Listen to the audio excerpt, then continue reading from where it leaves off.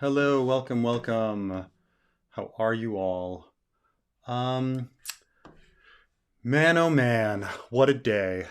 It is, it's like 10 a.m. for me, so I wasn't gonna go. There was actually some Super Bowl parties that I was just not going to go to. Just, I don't care about any of the teams, and I don't know. My feelings on football have changed quite a bit in the past years. One, with just the health and safety of players, but two, like I've talked about this before, but something happened with, like, when I was young and the Super Bowl came up. I would look at the Roman numerals, and being like a little nerd, a little nerdy kid, like, you fucking love Roman numerals, right? Like, all nerdy little kids love Roman numerals.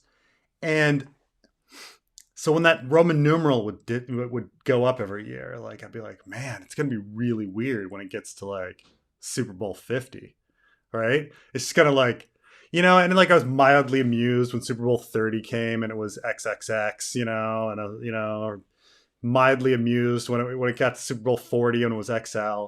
But I was waiting my whole life. I was just like, oh my god, when it gets to Super Bowl 50, it's just gonna be Super Bowl L. It's just gonna be Super Bowl L.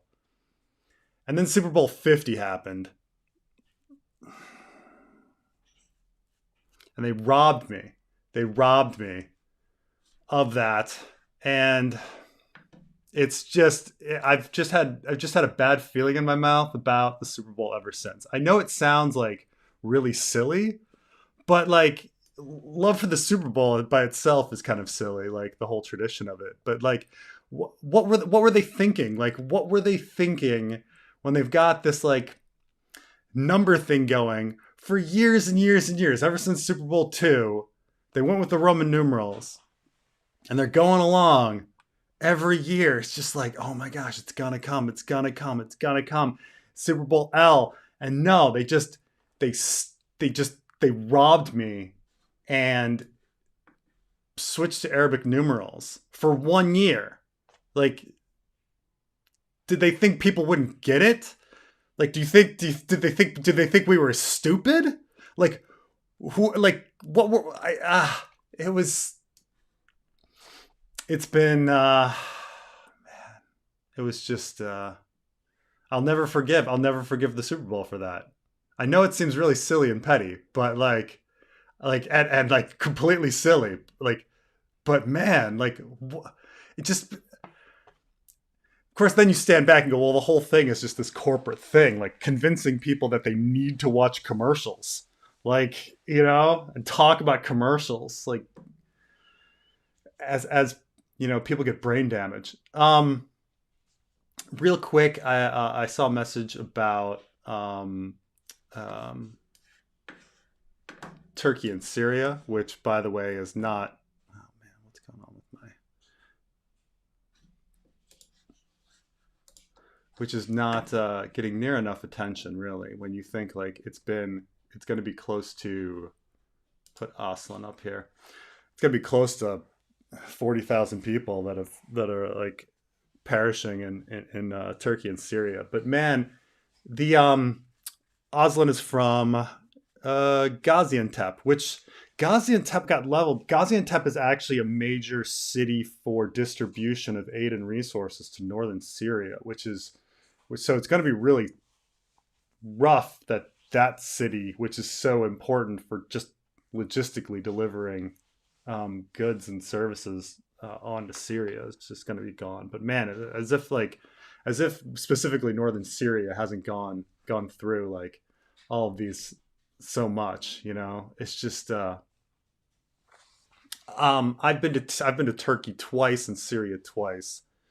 Um, Syria before 2009, but I went once and it was so beautiful. Like, I went a second time, and Syria and Turkey, these are these weird countries where, I've done a lot of traveling, as you guys know, and you get these ideas about the Middle East and how, Turkey, Syria, you're going to be in some bazaar and a bunch of people are going to be in your face trying to sell you stuff, and that they're going to be trying to rob you or cheat you, or all of these things that we kind of, that and then you get to Turkey and Syria, and it's like, no, like everybody's just really nice and really chill, and they're not interested in any of that. Like, it throws you off. Like, you go to a bus station and some guy's like, "What bus are you going on?" Like, and you're like, I'm trying to get to, I'm trying to go to down the coast, like to uh, I'm forgetting all of my city names now. Like, but what was the one right out of I got to go back. Bursa. I knew it was like Bursa. I'm trying to go to Bursa. And I'd be like, okay. And you're like, oh no, where is this guy leading me to? Is he going to try to like ask for a tip? Is he going to take me to his private bus? Like, what is he doing? And then he just like takes you and he's just like, here's the bus to Bursa. And then like leaves and doesn't ask for anything. And you're like, what? That was just a guy being nice. It's really strange to run into people that are just purely trying to be nice. Because like in a lot of countries, like if it's Egypt, oh yeah, you got to watch out. Like everything is just, you're going to be cheated. Morocco, absolutely. Like everything, every person approaching you is trying to cheat you. But like for some reason, Turkey and Syria, just the nicest people on the planet, which, you wonder like how, I don't know, maybe that's how dictators get in power, is they just take advantage of the nice people or something. But man, oh man.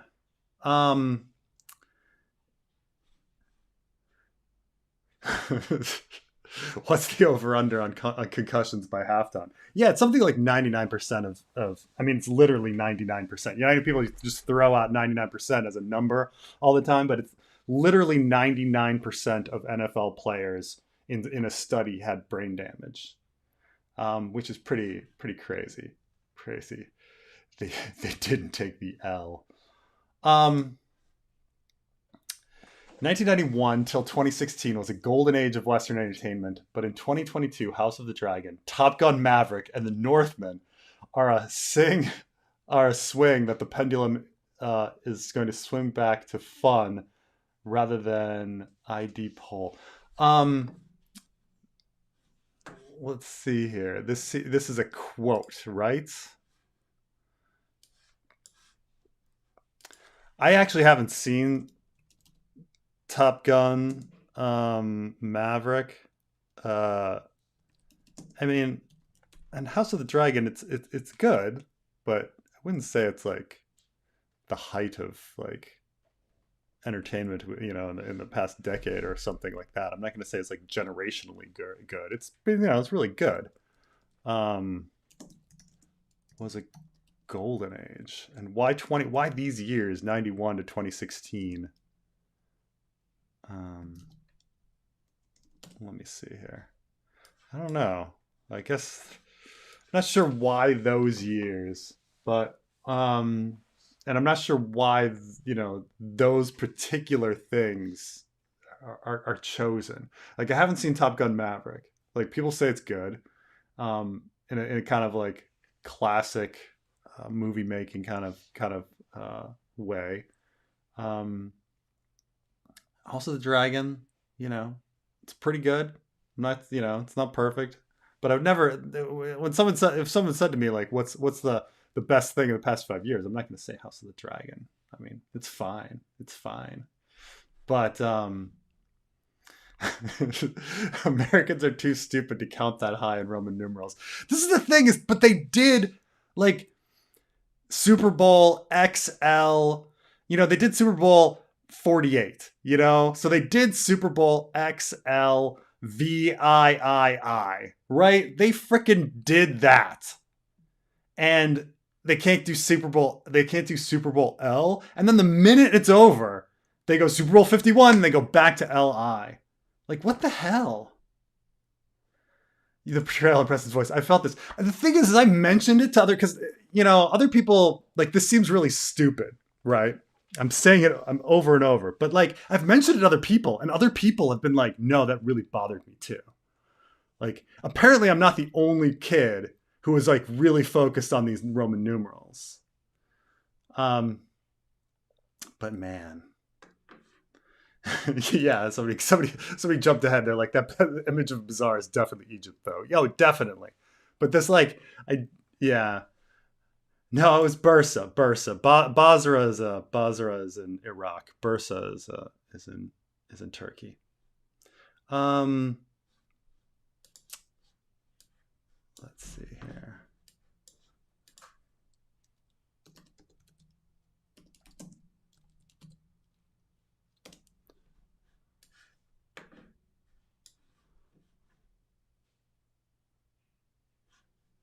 I'm trying to remember. So somebody asked about if I've been to Göbekli Tepe, and keep in mind, like I went to my first trip to Turkey. I did the coast down, and then my second trip to Turkey. Well, I did the coast down, went over to Cappadocia and back. And my second trip, I did down the middle, through Cappadocia again. But like Ankara, I went Ankara, Cappadocia, Adana, and my first one was kind of like down the coast a little bit. So I'm forgetting about like the archaeology sites. I went to Göbekli Tepe, Anatolia. I mean, I went to Anatolia to catch I don't think I went to this site.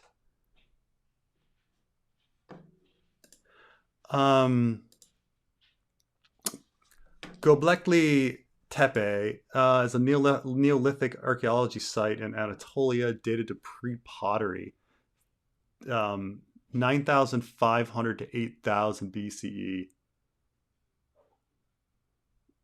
Some of the world's oldest megaliths. Oh, crazy! No, no, no. I've never been down to that area. That's Yeah. This is like, so essentially, really, really old kind of stuff. We're talking like Stonehenge era, like 10,000 years ago kind of stuff. No, I've never been there. Though Turkey has just so much to see. Like you can just spend like beautiful times on beaches and see Greek ruins or obviously later Islamic stuff. There's just so much to see, nature wise, history wise. You could just spend forever in Turkey. I mean, I've never met a person that went to Turkey and didn't have a fucking fantastic time. Um, but um, but I did go to Troy, which is actually kind of disappointing because there's nothing at Troy, and I'm actually kind of like I actually think the evidence that it's Troy is a little shaky myself. Like the guy who found the Troy site was like went out on a mission to find Troy, and he found an old site that was the right time period, and it was big and major. So he's like, "This must be Troy." I'm like, maybe, maybe, maybe. But yeah, there's so much to see though. Ephesus and the Pamukkale and I went to Goreme and oh man. Um,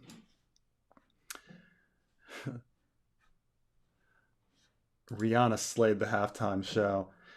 Yeah, it's. I mean, it's. I've never seen like a really good halftime show at the Super Bowl. I understand that like, um, they're big and they play everybody's favorites, but like, I don't know. But that's just me. Like, I kind of like the small intimate venues where you get to really like see the performer, and rather than these huge um, shows where you don't where I don't know, it's all rehearsed and hello, how are you? Hey, what's up? Who you rooting for in the Super Bowl? Who's playing the Eagles versus the who's on the other The side? chefs or something? I don't The fucking pay chefs. attention to this crap. I don't. I'm hoping the Um, Eagles win though, because Jesus Christ. Here's how I feel. Like people in Philadelphia, they don't have much. Like their lives really kind of suck. Um, but like they really love the Jets. They really, really do. I mean, the Eagles. I'm confused for a moment because of colorings. Um, they really love the Eagles quite a bit. They're pretty freaking nuts over it. So I kind of feel like it'll make them a little happy, you know? Like they don't have anything. So By the I'm just way, the like reason for the artist who's confused throw them why this I'm bone. laughing Well, is because Preston says this thing about so many poor places all the time. Like I remember, what was it, Colombia or Venezuela who was playing the World Cup? This was a couple years ago, and you said, "What? But they have so little." You say that so often to yeah, about so yeah. many like unfortunate places. Yeah, I mean, with the exception of Brazil, like every time Brazil loses, I'm like, nice, nice. Like, Ah,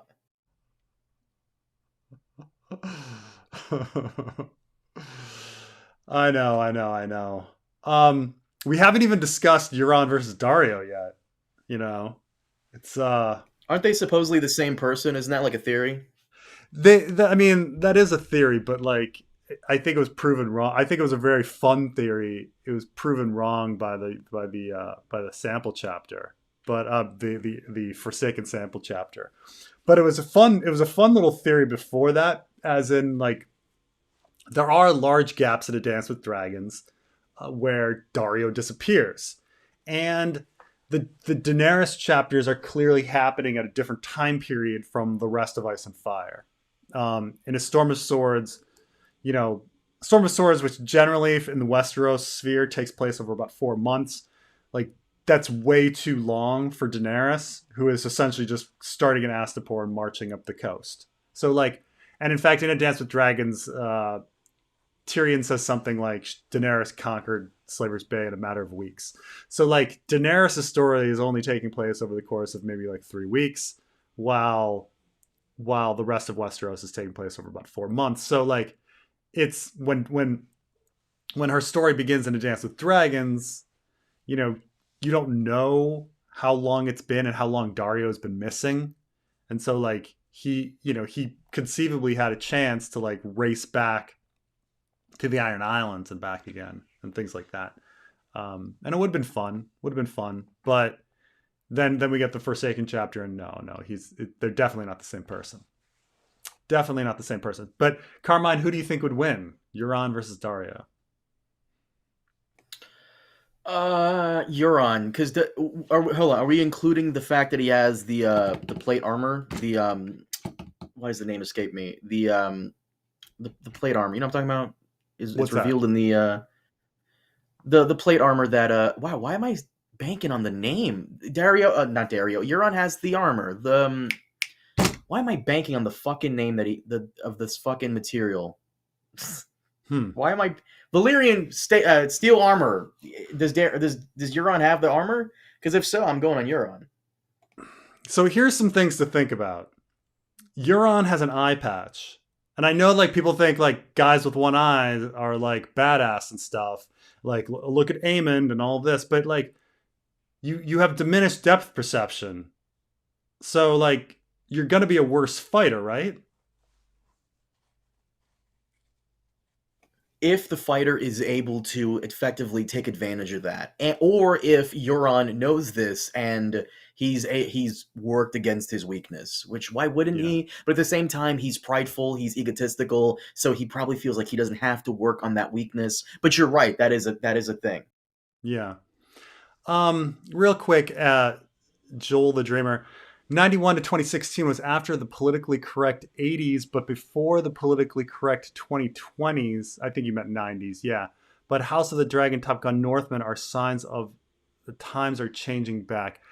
No, I completely reject your premise. Like, first of all, you're assuming that somehow who wins the presidency is well. First of all, you're assuming that there is some sort of tangible politically correct woke like movement out there, which I kind of reject that premise to start with. Like the world has always had like like social norms, and then other people trying to push new social norms and across everything, whether it be, and these social norms like are like go back and forth. There are simultaneous conservative social norms and liberal social norms, like, and other social norms like coming in fighting for space at all times. So this idea that this happens in some sort of like phases is ridiculous. And then two, that those would correspond to who wins the presidency is also ridiculous. Like, let's remember that, like, which is, you're choosing 2016. Let's remember that Trump lost the popular vote by quite a lot.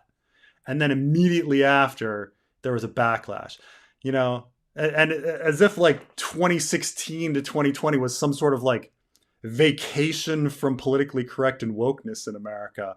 Even if you thought those things existed, like, it's so like, this is all like such an utterly silly premise that it's just hard to even take it seriously.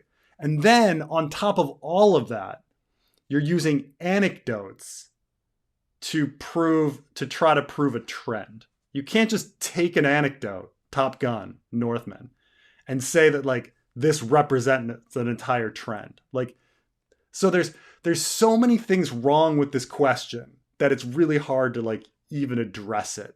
Like, you do you get it? Like, you can't take an anecdote and be like, you know, yesterday I saw a dude wearing a green hat.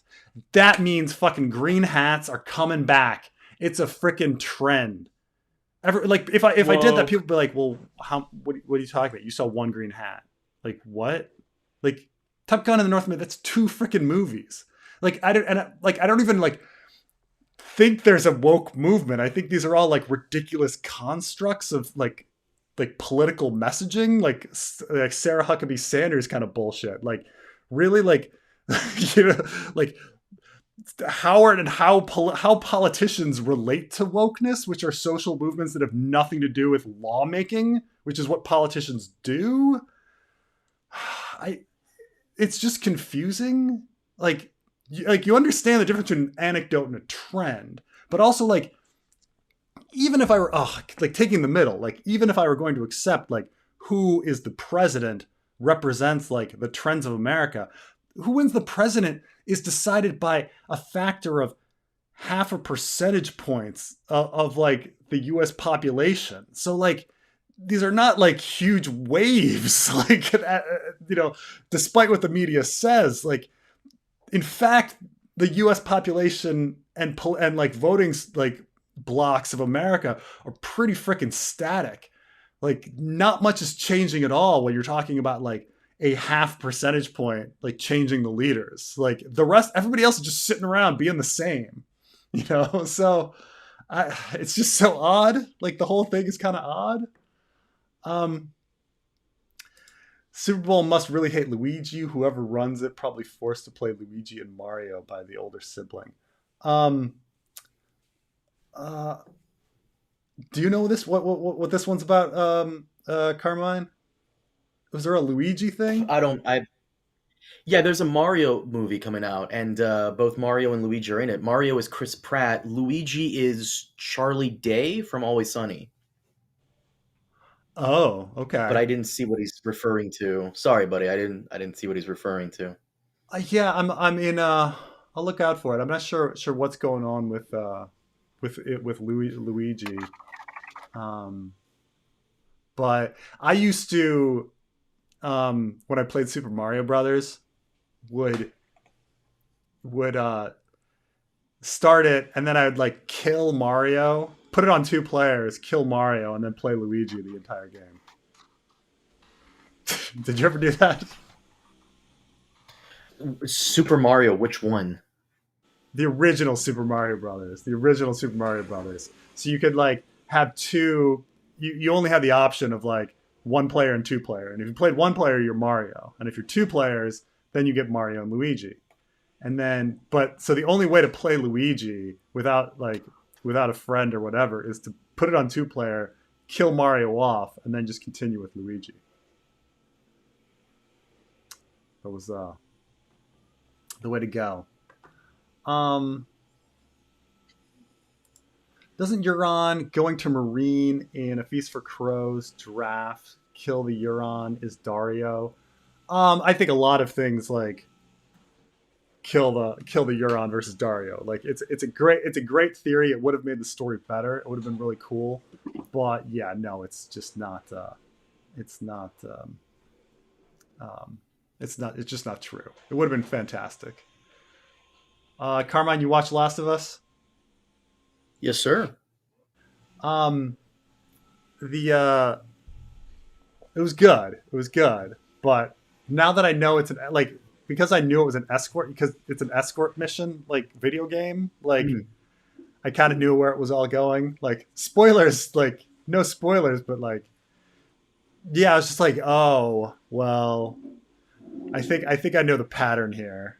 You know, What's the um, pattern? I mean, if it's an escort mission, you've only got room for your player and the person you're escorting, right? Not necessarily. I won't go into spoilers, but no, very decent episode. That woman though, kind of dumb. She kept the underground thing happening a secret until, yeah, this not that great. Not that great. A lot of Easter eggs, by the way. If you played the Yeah, I game heard there were a lot of specifically. Easter eggs, but I thought the underground thing is kind of funny, right? Because like at the end, they kind of proved that the underground wasn't cleared out, or they were only talking about one section of the underground getting cleared out. But like, I think they were talking about one section of the underground getting cleared out, but the way the fucking whoever did I don't know if the little girl clicker was an actual actor or CGI, but if it was an actor, yo, bravo, that was creepy as all hell. yeah, I mean, I thought, granted, when the climax of the when the climax of the episode came, I like started laughing and was like, "Whoa, this is well done." I did like the climax of the episode, being like, "Oh yes, you lulled us into thinking that this other thing was the plot, and then the plot was actually this." And uh, well done. Um, Storm of Swords takes 4 months. I would actually love a full video analyzing the timeline of individuals in the books and how long everything actually takes. Yeah, that's uh yeah, that'd be an interesting video. I mean, granted, like, I think we've all seen like the timeline Excel spreadsheet thing, which has its occasional mistakes, especially near the end. I would take issues with, but like um generally speaking, like a Game of Thrones, like it takes place over the course of about a year, if you're not counting the prologue, which is like another bunch of months. But like Game of Thrones essentially takes place over a year. A Clash of Kings takes place about over 6 months.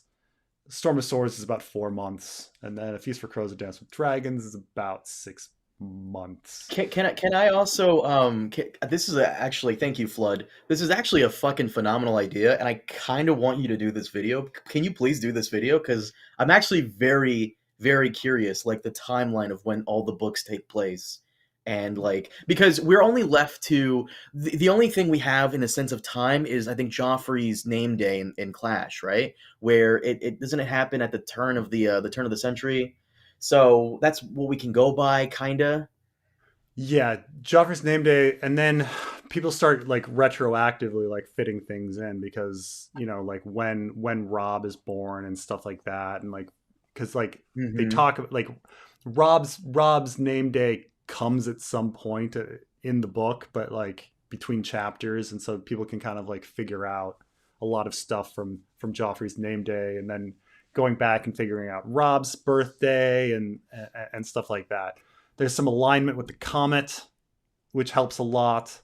Um, but you know, the thing is that people speak in a lot of big generalizations. Like when people say like, "Oh, half a year ago I did this," you're like, "Well, what does that mean?"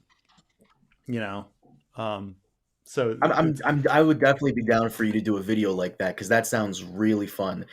We discussed the time briefly when we were doing the commentary for season one of Game of Thrones and how kind of skewed it is. By the way, for those of you who want to check that out, it's on Patreon. Check out Preston's Patreon. But it skewered in the show. Yeah, absolutely. I mean, George.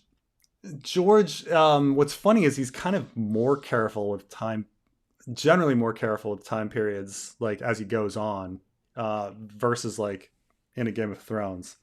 But he he still makes mistakes. I think I think Tycho Nestoris is kind of a mistake, like stuff like that. Think people are jumping around the north pretty like a little fast at times, and to serve his purpose and stuff like that. But George though takes more care than probably any other writer would with like traveling times, even though he claims he doesn't. Um, Real quick, I think this is funny. Henry is a rat. Yeah, well, when you're trying to save your little brother, okay, you do what you need to do. How do you think time traveling Bran interacted with Cersei in A Feast for Crows?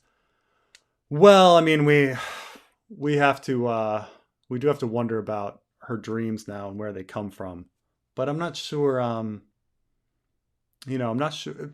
So the one thing that where the Bran story seems to affect Cersei is that Bran has a dream of what appears to be the Mountain, or Sir Robert Strong, if you want to go with like that not being the Mountain. I somewhat think it's funny if like Sir Robert Strong were not the Mountain. Yeah. I don't know. What do you think of that idea, Carmine? That like everybody's been led to believe that Sir Robert Strong is the Mountain, and then all of a sudden he's just like some other dude. I that would be nice. I ever since you started saying stuff like George didn't know what he wanted to do, so he left it open, it started to open up a lot of like interesting ideas for me. I Hmm. wonder if that was the idea George initially intended, but he wasn't sure whether or not Robert Strong should be the Mountain, so he kind of left it ambiguous. And I hate that the show did like clue you in that that was the Mountain. Like I like the idea Right. that you can't really see what's in there in the books. Like you don't really know who that is because he doesn't use the bathroom, he doesn't eat, so you don't really know what's going on. Right. And even those things are like stories, right? You know? Mm-hmm. Um so because then there's like George is really tricky, right? With the way he writes about things that are supernatural. So I was actually looking at the Melisandre chapter just yesterday, in which Melisandre talks about how her bed is seldom used. And it's like people are like, "Oh, so Melisandre doesn't sleep?" And it's like, "Well," and then it kind of says that she drowses like no more than an hour a night. Now, that's freaking ridiculous. Okay, no human being can exist on so little sleep. So everyone's like, "Oh, Melisandre must be magic." But at the same time, I'm like, a lot of people don't realize they're falling asleep. Like they're sitting in a chair and then they kind of lose an hour and then they come back, or something else is going on with them, right? And so it's like, is she being reliable? And I also know a lot of like people that like insist they don't sleep, or like insist they sleep like 4 hours a night. I don't know anybody that goes down to 1 hour, but like I know some people that are like, oh, you don't need that much sleep. I only sleep 4 hours a night. And I'm like, you're a fucking liar. Like you're just a liar. Like, right. Um, so I just wonder, like in her head, is she unreliable about like how much sleep she gets? But I don't know. I don't know. I might be pushing it a little too far. But there's this quote in a Game of Thrones where during Bran 3, during his flight with the three-eyed crow, where he says one he saw Sansa crying herself to sleep at night. He saw Arya watching in silence and holding her secrets hard in her heart. There were shadows all around them. One shadow was dark as ash, with a terrible face of a hound. Oh, I wonder who that could be. One was armored like the sun, golden and beautiful. I wonder who that could be. Over both of them loomed a giant in armor made of stone. But when he opened his visor, there was nothing inside but darkness and thick black blood. And you're like, okay, who's taller than both well, who's taller than the Hound? There's essentially only the Mountain and Hodor, right? Like I think Ned talks about who are the tallest people in Westeros, and he says like he talks about like, well, there's Hodor and there's the Hound, but then there's the Mountain, right? So like the only person that could be would be the Mountain, but why is there nothing inside but darkness and thick black blood? Like, are we just metaphorically talking about how cruel the Mountain is? And this is specifically talking about like who's hanging out with like Arya and Sansa at that moment in time, which is the Mountain. Or are we talking about how like later, like he's going to be headless and like there's nothing inside because they open the visor and there's nothing inside but thick black blood, and his blood was thickened by the poison of the spear and all of that. So, you know, so there is this idea that Bran at least saw some sort of vision of that, of the Mountain becoming Sir Robert Strong. I don't know.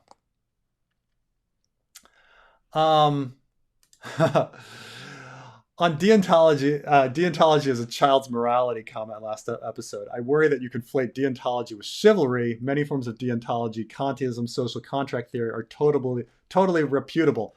I would disagree with this. The problem with Kantianism and social contract theory is that they say like, oh, well, we just have to like, you can have objective morality and duty. You just have to subscribe to this like universal, what was the word? Universal law. There's something, universality principle, categorical imperative. You just have to, comply to the categorical imperative. But who's establishing that? And that's what like everybody like rips their hair out and be like, what is Kant talking about? Like, who is establishing the categorical imperative? Like, who is establishing the universal law? Like, who is doing it? And so, and how are you getting there to make it universal? So like, it's like, you're either saying like, okay, we have a religious code, or like people sat down and voted on things or something, or like one dude just chose it and then we're all going to follow it. But at that point you're phoning in your morality, in a sense, when you do duty to somebody else's like code. Like, how are you getting there? No one ever established this. And this is like the main criticism of Kant. Like, you invented this cool term, categorical imperative, and it means nothing. Because like, who's making it? Like a bunch of people, right? Like, how? You're trying to get away from your own personal biases, so you just surrender yourself to somebody else's personal biases. Like, this is why I say it's like, for a child, like you just sit there and be like, well, who came up with this? Like, who's writing this down? It just doesn't work.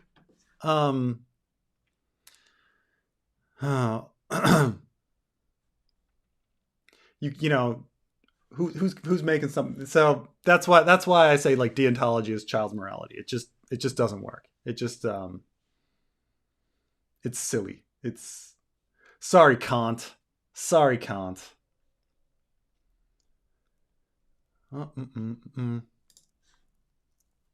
Oh, wear an eye patch to keep an eye adjusted to above and below deck without having seen Euron's eye. Why can't it be just for that? Oh, interesting idea. So what Ross is talking about is that if you that he's wearing an eye patch so that normally when you go from light to dark, it takes like a minute for your eyes to adjust. But if you're going quickly, you don't want to be blinded when you run out from under deck, but you also want to be able to see what you're seeing under deck.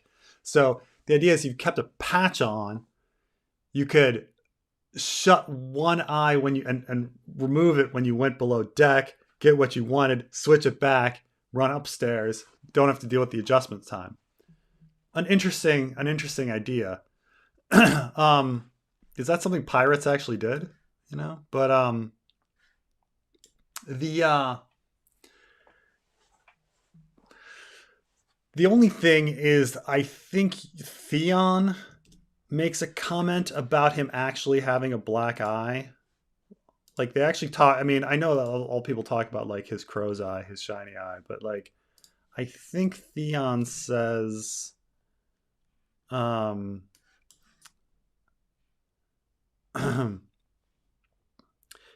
Theon says he wanted to rip it off Umber's face to make certain that underneath was only an empty socket and not a black eye shining with malice. Um, so that's the only idea, is that like Theon thinks there's some sort of black eye shining underneath. So I don't know what that is. If not, I mean, I suppose you could be like, well, it's his dilated, it's his dilated pupil, but you know, the whole the whole way. Um, so I, hmm.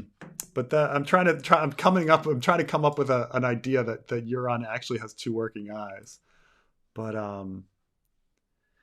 shining black eye. Maybe Theon is just talking about his the dilated pupil. Let's see. Um, what does Victorian say about it? Um,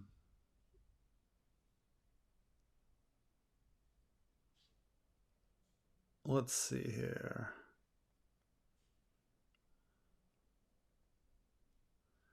His eyes. Here we go. Black. Yeah, black leather pouch covered Euron's left eye, but his right eye was blue as summer. So his eye is not blue, whatever it is. A smiling eye. Um, his smiling eye was glittering. Smiling eye. Shining. What is a smiling? Is a smiling eye have any sort of like definition behind? No. Hmm. I mean, I suppose you could make an argument that you know they're only talking about he doesn't have a blue eye, but he has got, maybe it's just black for some reason, but and it's working. But I always thought he had like, you know, it was just black for some reason, that it had something in there like they shoved in um, uh, obsidian or something. You know, it's something that I mean, clearly Theon is triggered by it at some point. Um, so, huh. I love it, like because I'm so back on things. Like, like I'm way back with like green hats are coming back. Um, I've never mentioned the presidency. I'm not even in America, but I'm saying 91 to roughly 2016 after the 80s, which sucked, but the 90s and 2000s were so sex violence and all that stuff.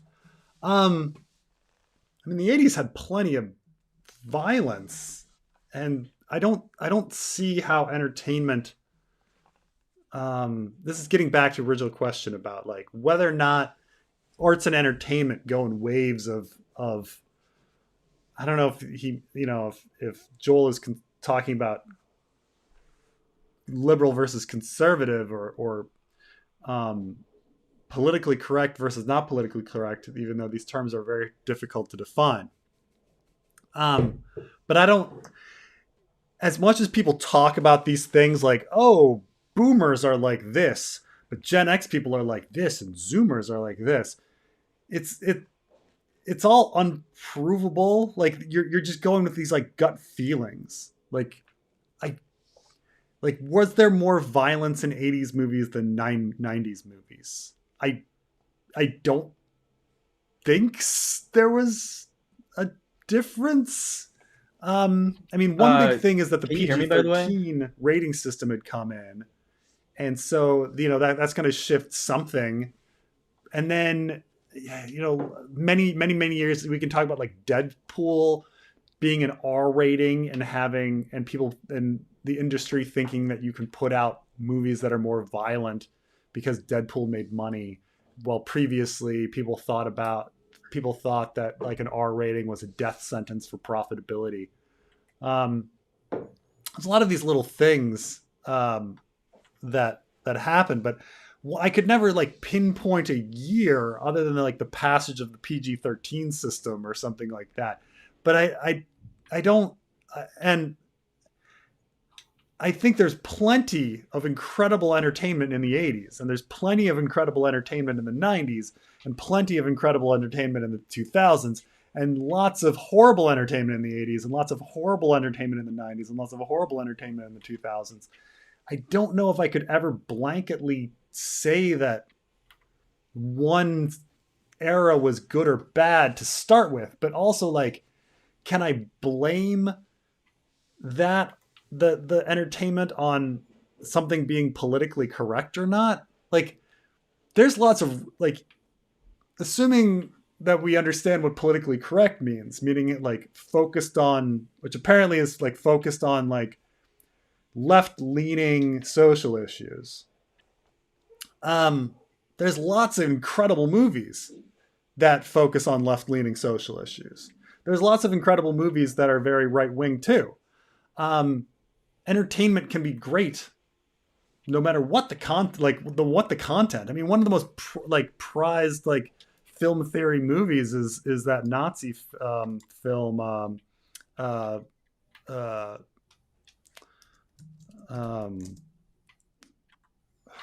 What's the stupid one? What's the Triumph of Will, right?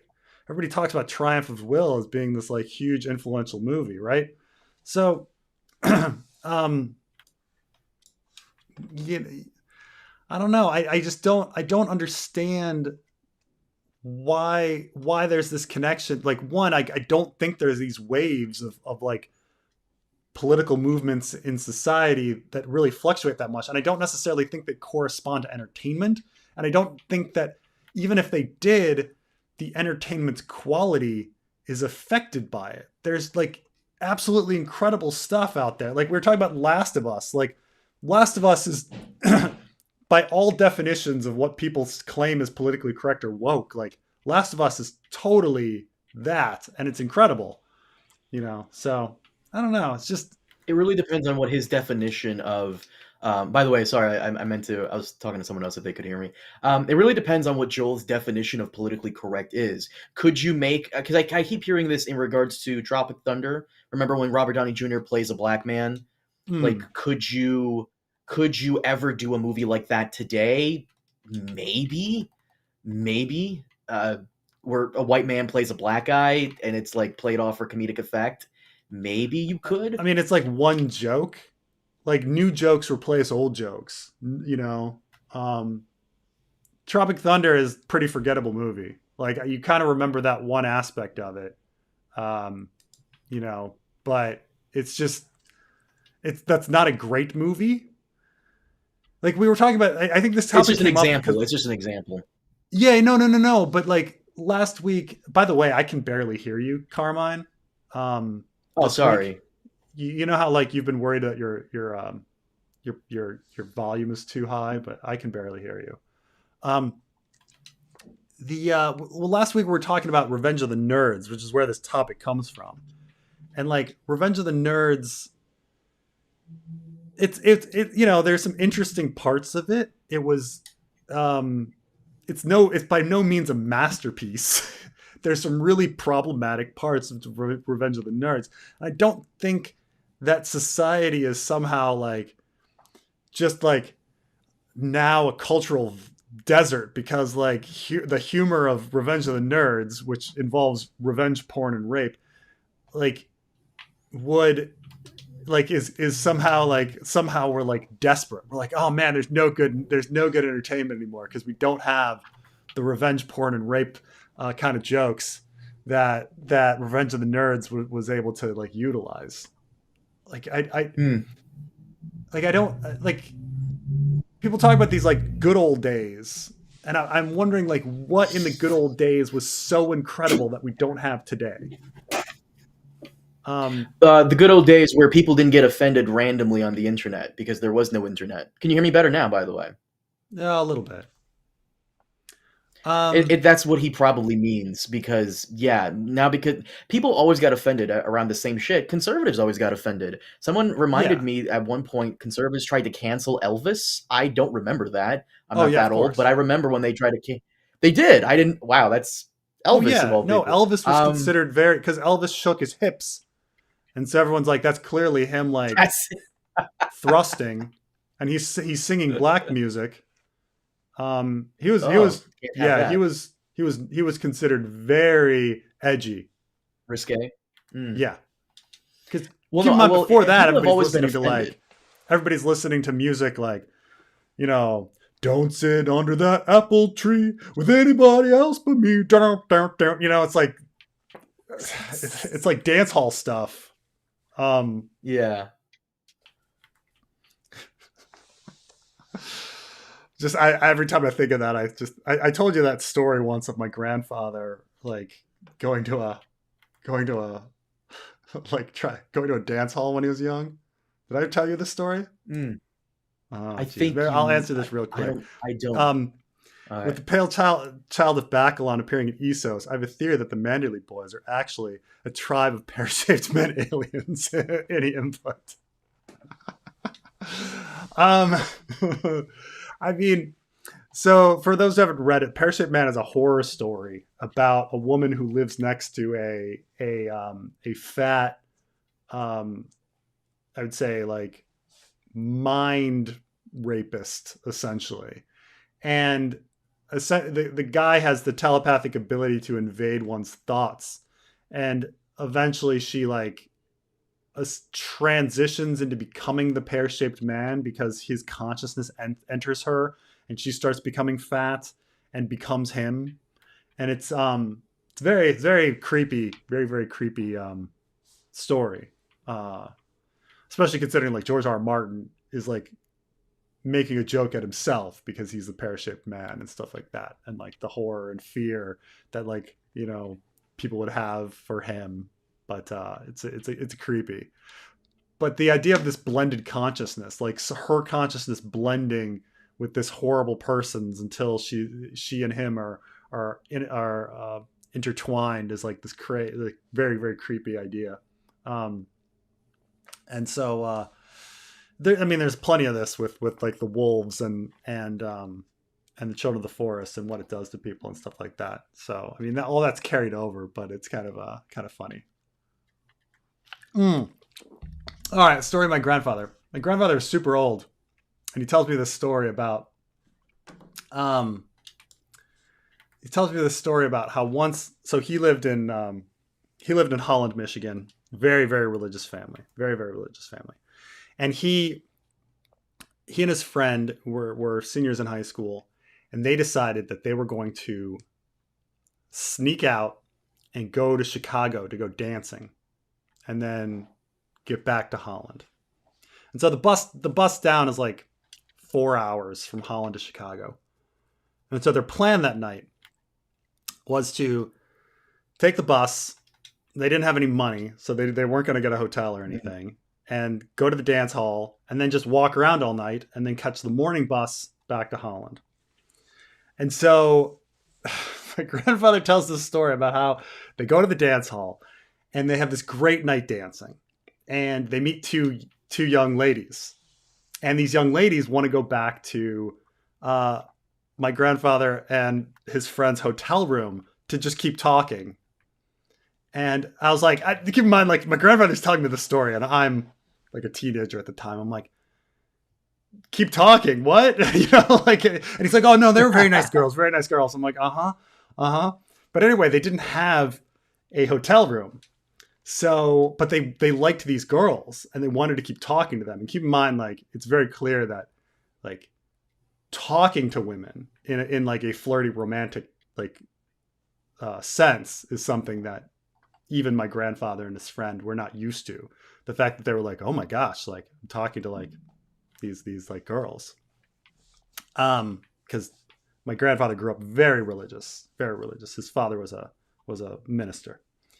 Um, so so they walked and they walked and they walked, and eventually the girls are like, yeah, we've been walking for like ever. Like, where's your hotel? And both of them are like, no, it's just up ahead a little more. And so they walked, and they walked. Sounds creepy. Wow. Okay. And eventually these girls are like, look, like, where's your hotel? Like, we've been walking forever. And his friend freaks out and doesn't know what to do and takes off running. What the fuck? Leaving my grandfather just standing there with these two girls. And so my grandfather like apologizes to him and is like, "I'm sorry, we actually don't have a hotel. We lied. We're really sorry." And these girls like storm off, like like uh, just thinking like, what jerks, you know? And I was like, wow, what did you do? Were you like angry at your friend? He's like, how'd you find your friend? He's like, oh, he was at the bus station in the morning. So, you know, I was like, were you angry at him? He was like, nah, you know, it's fine. And then they took their bus back to Holland. But like, what a loser. It was, you know, different times, but you know, I just keep thinking like anytime I hear like that old like 1930s you know, like dance hall stuff, I just think of like my grandfather's like adventure in Chicago. Just sorry about the typos. The primary reason I prefer the 90s and early 2000s was that you could have the violence, the irreverent jokes, and male gaze all over the place. 80s were a Puritan era. I don't know about that. There's some super violent stuff in the 80s. Especially for kids. Oh yeah. That's the one thing I wanted to say to Mr. Joel here, because he's correct in regards to kids' films. I remember growing up, one of my favorite 80s cartoons movies was The Transformers, the movie from the 80s. Leonard Nimoy, Judge Yeah. Nelson. I watched the 80s cartoon, and it was very tame, of course, but then the Transformers 80s movies, like Optimus Prime dies, like entire planets are engulfed, like people are just Oh yeah. melted. The Transformers are saying curse words. Like, what is this? 80s movies for kids, yes, I agree with him on that, or we're on another level.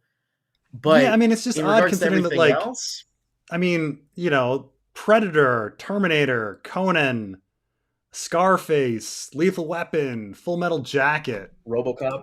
RoboCop, like stuff that was actually like farcically violent existed in the 80s. There was a lot of, I mean, not to mention all the horror.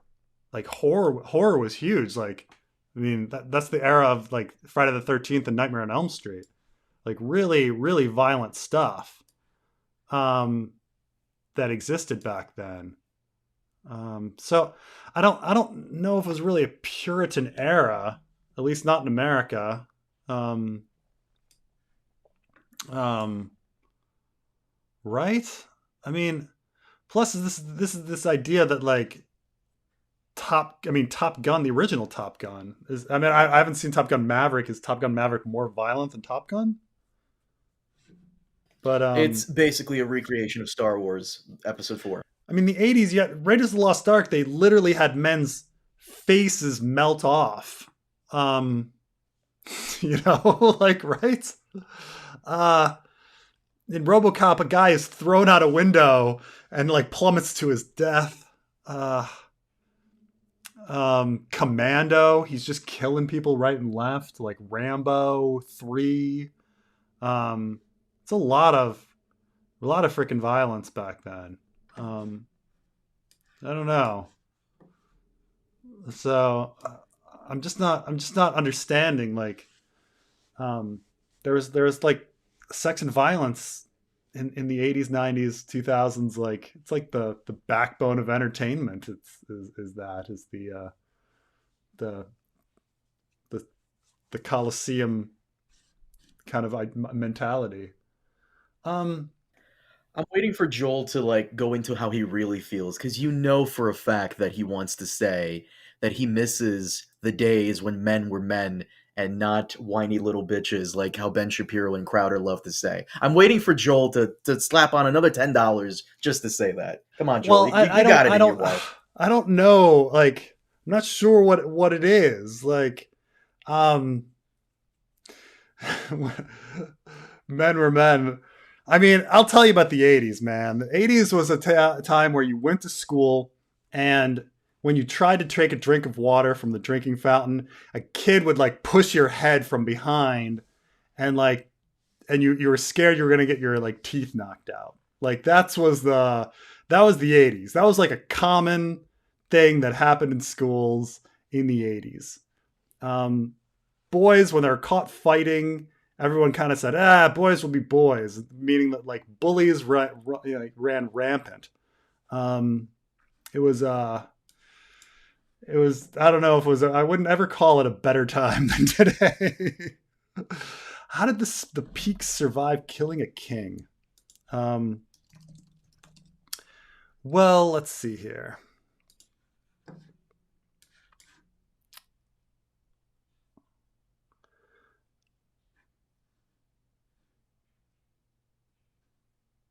Spoil the grains.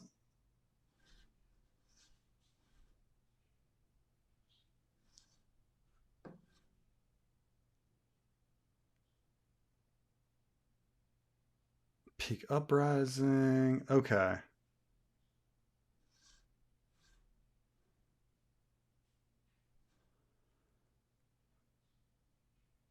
I'm just trying to figure out like the killing the king um context, because obviously like the Peakes, so I mean the Peakes obviously like mainly get exiled because they're Blackfire supporters, Gorm and Peake being, you know, instrumental in the failed second Blackfire rebellion. And then I'm trying to think if there's something with regards to the Peake uprising, um, which led to the death of Maekar. Um,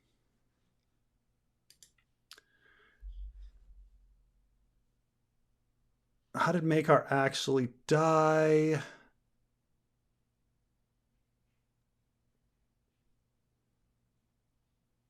Oh, he was killed by a rock hurled from the battlements of Starpike. Maekar was succeeded. Um, was succeeded by his fourth son Aegon the Fifth. Well, I think that's the I guess that's the reason. I mean, really, I'm surprised. So, okay, Bloodraven was like really in control during this period, because Bloodraven is not exiled until after the Great Council, when he murders the Blackfires at the council. But Maekar was supposedly killed in the storming of Starpike, which is one of the Peake's castles. They may have been stripped of the other two by then. So how did House Peake survive? Well, we don't actually hear about who actually was part of the rebellion. They may have been executed, and then some other lesser Peake that like had nothing to do with it could maybe inherit it or something. And then the Peakes in exile could just be the ones exiled from the Blackfire Rebellion. So I think it's like, if I were to say like who are the exiles with the Golden Company, those are the ones descended from the people, from the guys from Dunsonburdy and White Grove, and then the ones that were involved in the Peake uprising, I would guess would be executed, and then some random Peake who had nothing to do with the uprising would maybe take over House Peake. But you are right that it's surprising that there's any peaks still left here. Like, why wasn't why wasn't Starpike given away? Maybe there was some, like, there seems to be some general shying away from extinguishing great houses, and so they might have thought that this would be like an extinguishing or something. But it is a little bit mysterious, because it's not like Bloodraven would shy away from being a bastard on things, but it may be, but you know, it may be that Aegon the Fifth wasn't on his radar. Um, I'm a liberal, by the way, and not a conservative or a leftist. Also, I love your channel. Well, thank you. I'm just yeah, I don't know if I just agree with like the trends in entertainment kind of aspects to everything. Joel's upset because Carmine egged him on a little bit and was like, "Oh, really?" Underneath, no, I all of didn't. This, he's an Andrew Tate lover. Yeah, I just don't. I don't. Top G. Oh, by the way, like, fucking, you know who of all people had a fucking rocking video the past few days? Movie Bob. Movie Why does that Bob. sound familiar? Movie Bob 5 days ago has a video called "So That Happened." And it is it's about Marvel humor, and so you know, Movie Bob's all right, but like this one, he was like on point. I was like, whoa. And so, but he was talking about how there's a lot of articles lately trashing Marvel humor in movies. That, like, when you have an irreverent character who like says quippy things and doesn't have like real emotional reaction to stuff, but instead is like completely cool and makes some joke. In movies, they call it, like, people have been recently calling this like Marvel humor, meaning like Joss Whedon humor, because Joss Whedon did the Avengers, and this kind of humor appears in Buffy and Angel.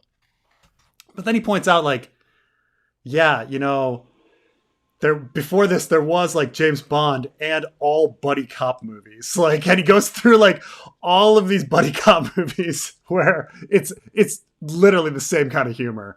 And he's like, there's never Marvel humor. Like, Marvel humor has always like been in media the whole time, but like people get these perceptions of like times changing, and things being labeled a certain way when it was that way the whole time. And so I think that might be the situation with violence and offensive jokes and things like that. There's plenty of offensive jokes out there. There's plenty of violence out there. You know, but people get this idea that things are changing because there's maybe some sort of like evolution, or how things are handled, or certain types of offensive jokes disappear for whatever reason. Sometimes they just stop being funny, and then new ones appear. And what's funny, you know? It's because of the internet. Like, remember, we were never connected. It's still new. We were never this connected as we were like back in the olden days. That's why things are changing. It's not because society is shifting towards, you know, weirdos with pink hair who like to screech on the internet about nothing. It's just, you know, we're connected now. People have always been this offended. Now everyone has a voice. Yeah, but you know, I will say that, and this has to do with like journalism and stuff. Like, there tends to be these like movements of writers writing about it, or people making YouTube videos about it, you know, like if we talk about let's talk about Brie Larson and Captain Marvel, right? Marketing to women has always been a thing. Like, you know, marketing to women has always been a thing. And the movie did very well, because often things that are marketed to women do well, sometimes they don't. I mean, there's a cigarette called Virginia Slims forever. It did very well until cigarettes disappeared, you know? Like, and Virginia Slims, did, was Virginia Slims woke? No, like they did a lot of that advertising actually. Like they portrayed Virginia Slims as like, you are a feminist if you're a smoker. But I mean, I gotta pull up a Virginia Slims ad. In fact, I think the slogan for Virginia Slims was "You've come a long way, baby."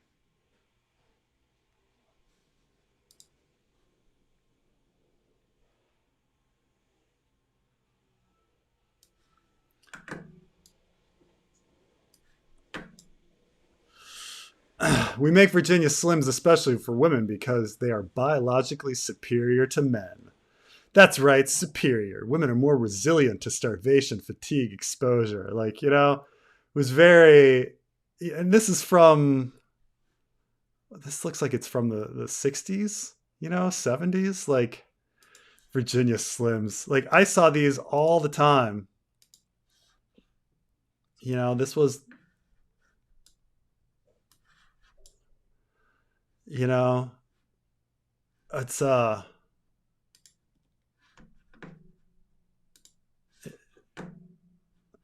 they this isn't new. None of this is new. Let's see. Oh, this one. It took Marjorie Taylor 25 years to get up the courage to smoke in front of her husband. It took Mr. Taylor 25 seconds to pack his wife's bags.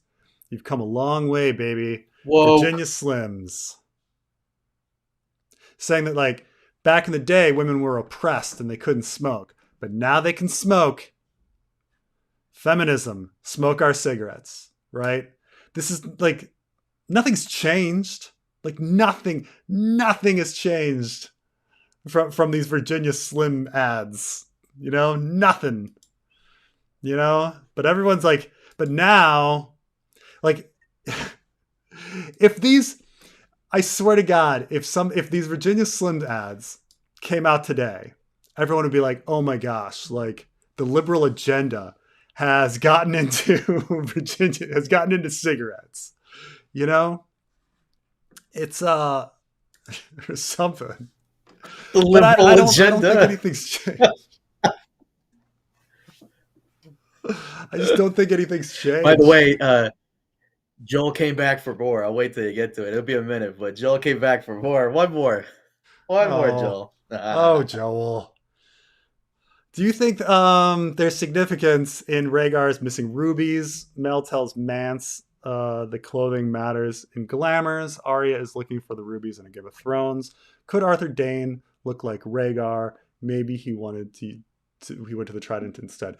This is a very, very old theory that's been around for actually quite a while. Surprisingly, I guess it hasn't been talked about much recently, but there was some. I do remember when I first started in the fandom, some people discussing like glamour and whether or not like Rhaegar was using his rubies to glamour himself and distract people in the Harrenhal tourney, and whether or not those rubies could allow someone to take on the appearance of somebody and stuff like this, and whether there was magical properties to it in the same way that Melisandre's ruby seems to have like magical properties to it. And it's an interesting idea, but even stepping back, those rubies didn't need to be magical to distract people. Like them gleaming in the sun and shining is probably enough to annoy his competitors and things like that. But could someone like for all of the Arthur Dayne is Rhaegar, Mance Rayder is Rhaegar and stuff like that theories, like could these things happen? Yeah, I suppose, like, if we see Mance Rayder and Rattleshirt kind of become the same character, the people are just kind of like changing the appearance a little more than just like, oh, if I wear some like the clothes, I can become somebody. So there seems to be some sort of like subtle ability to. I mean, I don't know how much you can shift. Like can Marwyn really become Makoro? Can you really like do something where you're changing height and skin color and things like this? We kind of know that at least the faceless men can change their face, or at least Jock and Agar can. So there's that. But is it possible? I suppose it's possible. We'd have to get to like, is Rhaegar and Arthur Dayne alive? Like, well, who died at the Trident? Who was smashed by Robert, if not Rhaegar? Um, and then, or was it Arthur Dayne there, and then he gets smashed, and then Rhaegar is at the Tower of Joy, posing as Arthur Dayne, and then Arthur Dayne isn't killed by Ned and is brought to the wall where he changes into Corin Halfhand or Mance Rayder. It's a lot, logistically possible, I suppose. Why they'd be doing it? Like, if you have the ability to change your face, what are you doing? Why are you wasting your time at the wall or beyond the wall? I guess Mance Rayder is, spending his time getting an army. But, what would be the point of Corin Halfhand? Like, what's he doing? You have the ability to change your face. You can do anything you want. You can go anywhere. So I don't know. We'll see. We'll see. I mean, it's certainly. I'm gonna even say go so far to say that like George inserted those elements to give us a feeling that there's magic there and magic in those rubies, because we kind of all think that gems are magical on this, like, and that he just left it there in case he came up with something later, and maybe he never would come up with something. But I'm gonna go so far that like George R. Martin is intending us to feel that there's something magical to those Rhaegar's rubies, even if he eventually decides that there's nothing magical. I don't know. I know you don't think there's magic, but Dany pulls the spear out of Drogon, and it's literally red hot. No biology could do that. Let me. Oh. But the spear is like in his throat, right? So like, I mean, dragons breathe fire. Like this is definitely this is definitely a thing. I was wondering, is the spear hot because it was in his esophagus where all the hot flames are going out? Or is it supposed to be that his blood is red hot? Let me see here. Let me find the quote about Dany and the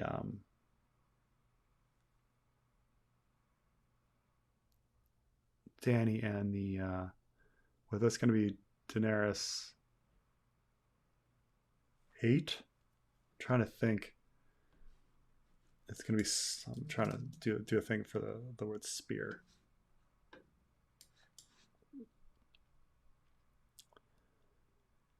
The hero leaned to the spear. Dany. Here we go. Daenerys Targaryen vaulted onto the dragon's back, seized the spear, and ripped it out. The point was half melted, and iron red hot glowing. She flung it aside. Drogon twisted under her, his muscles rippling as they gathered strength. Huh.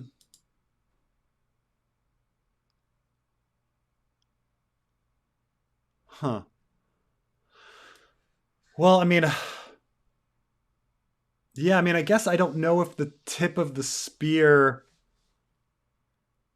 was I think the tip of the spear had made it into his esophagus. Because if the blood itself were the thing that was super hot, wouldn't the spear shaft be burned and fall apart? How far did the tip go in? The wound The wound. Black blood was flowing from the wound where the spear had pierced him, smoking where it dripped onto the scorched sands. He is made fire by flesh, she thought, and so am I. Um,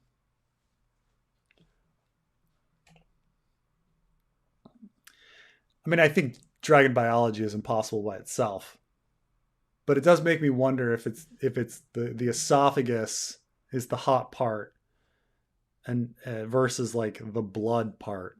Because isn't dragon's blood a is dragon's blood used as like a spell of any type?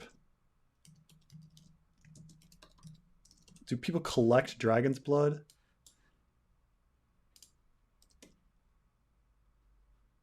Dragon blood. I guess it's never used in the dragon's blood is never used in the story. So I don't know. I have to think on that, but it may be that he just pierced the esophagus. In some of your vids and streams, it sounds like you hate magic as a concept for storytelling. Is it a fair assessment? If so, is it for any kind of fantasy or just A Song of Ice and Fire? It's I don't. I guess it depends how you define like magic. Like a lot of things are clearly fantastical and magical, even if they are sci-fi. Like, look, time travel is impossible. It's impossible. So for it to be in any movie, we're accepting that it's magic. The same goes for like telepathic connections between people. Okay, we're not sending our brainwaves outside of our body to influence people. A lot of things don't make sense. That's clearly like magical in nature. There's no scientific explanation for it.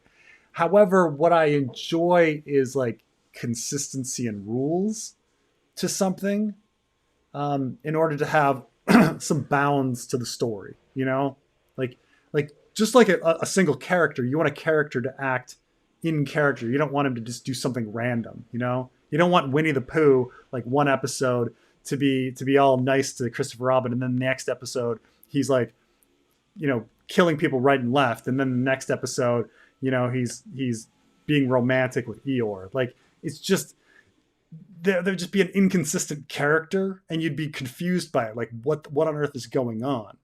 I don't like inconsistent like storytelling devices that just allow anything to happen. So like magic for the sake of magic that can just do anything. Oh, I can't you can get out of any situation, you can go into any situation because it's magic. It's not that I dislike magic. I dislike having a structure that doesn't have rules. And so like for something like Melisandre, the most magical character in our story, it frustrates me that she's so inconsistent in what she can do. And for people that believe that she's purely magical, it's got to frustrate them. Like, I don't know how it doesn't frustrate them. Like, oh, like she can birth shadow babies until she can't. She can explode animals from hundreds of feet away into fire, and then she can't. She can see stuff in the flames and see the future, or she can't. Like it's over the top. She can make people shapeshift into anything she wants. Why isn't she doing this all the time? Like, why isn't she birthing shadow babies all the time, having people transform into assassins all the time, exploding people into flames right and left?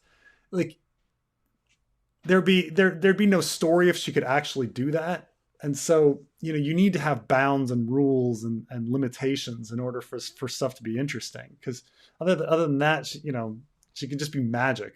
So that's why I kind of like dial it back and go, well, it doesn't sound like she actually exploded that bird. It doesn't sound like the shadow baby thing, is as we as people think it is. Like you're actually creating a shadow assassin. Um, it doesn't sound like um, glamoring is as easy and effective as everyone thinks it is. I think having it dialed back and creating limitations for the characters is more compelling. Because if you just go, oh, it's magic, and you go, well, why isn't she doing this? Why isn't she doing this? Like, she can kill people with leeches. Why doesn't she just freaking leech people constantly? Leech people and just like kill all of her enemies. I don't understand. Like leeches hardly have any blood. Like why couldn't you get Edric Storm to just get a few more leeches? Like it's just so it's the rules and the structure. That's what it is. Will you be my Valentine? Of course, Teddy. The man, so behind here. I recently got into Jeff Lawton and permaculture. They turned an area into the Dead Sea Valley that was all rock into a water garden. Might explain how water gardens can still exist in Dorne. Yeah, the Dead Sea is is a bit odd. They actually do some farming down there. There's so little water, and yet there's farming, and then they farm the most inefficient crops. It's like lettuce and tomatoes, really water, and cucumbers, really water intensive stuff. So, but yeah, the water gardens. It's definitely when you go to the Middle East, uh, fountains are quite common. Often not working, but the idea is that I have so much wealth I can just waste water, and so they're sort of a symbol of status. And so I think a bit of it is that yes, there's like water maybe in this one area, but it's definitely a symbol of wealth that I have water, you guys don't. I'm in a desert and I'm just wasting water right and left, so that's definitely part of it. Versus just like, well, they're very efficient and they figured these things out. No, I mean, part of it is that like water is hard to come by, and Doran gets to have a huge water garden.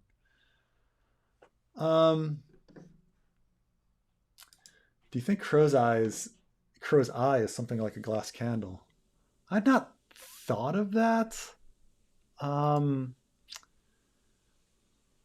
That's an just interesting idea that he took the glass candle's most important element and just shoved it in his head. Uh, it does seem like Euron has access to a glass candle, and this is from we've got the Urathon Nightwalker reference in A Clash of Kings, which um, Urathon being a very uh, um, Ironborn sounding name.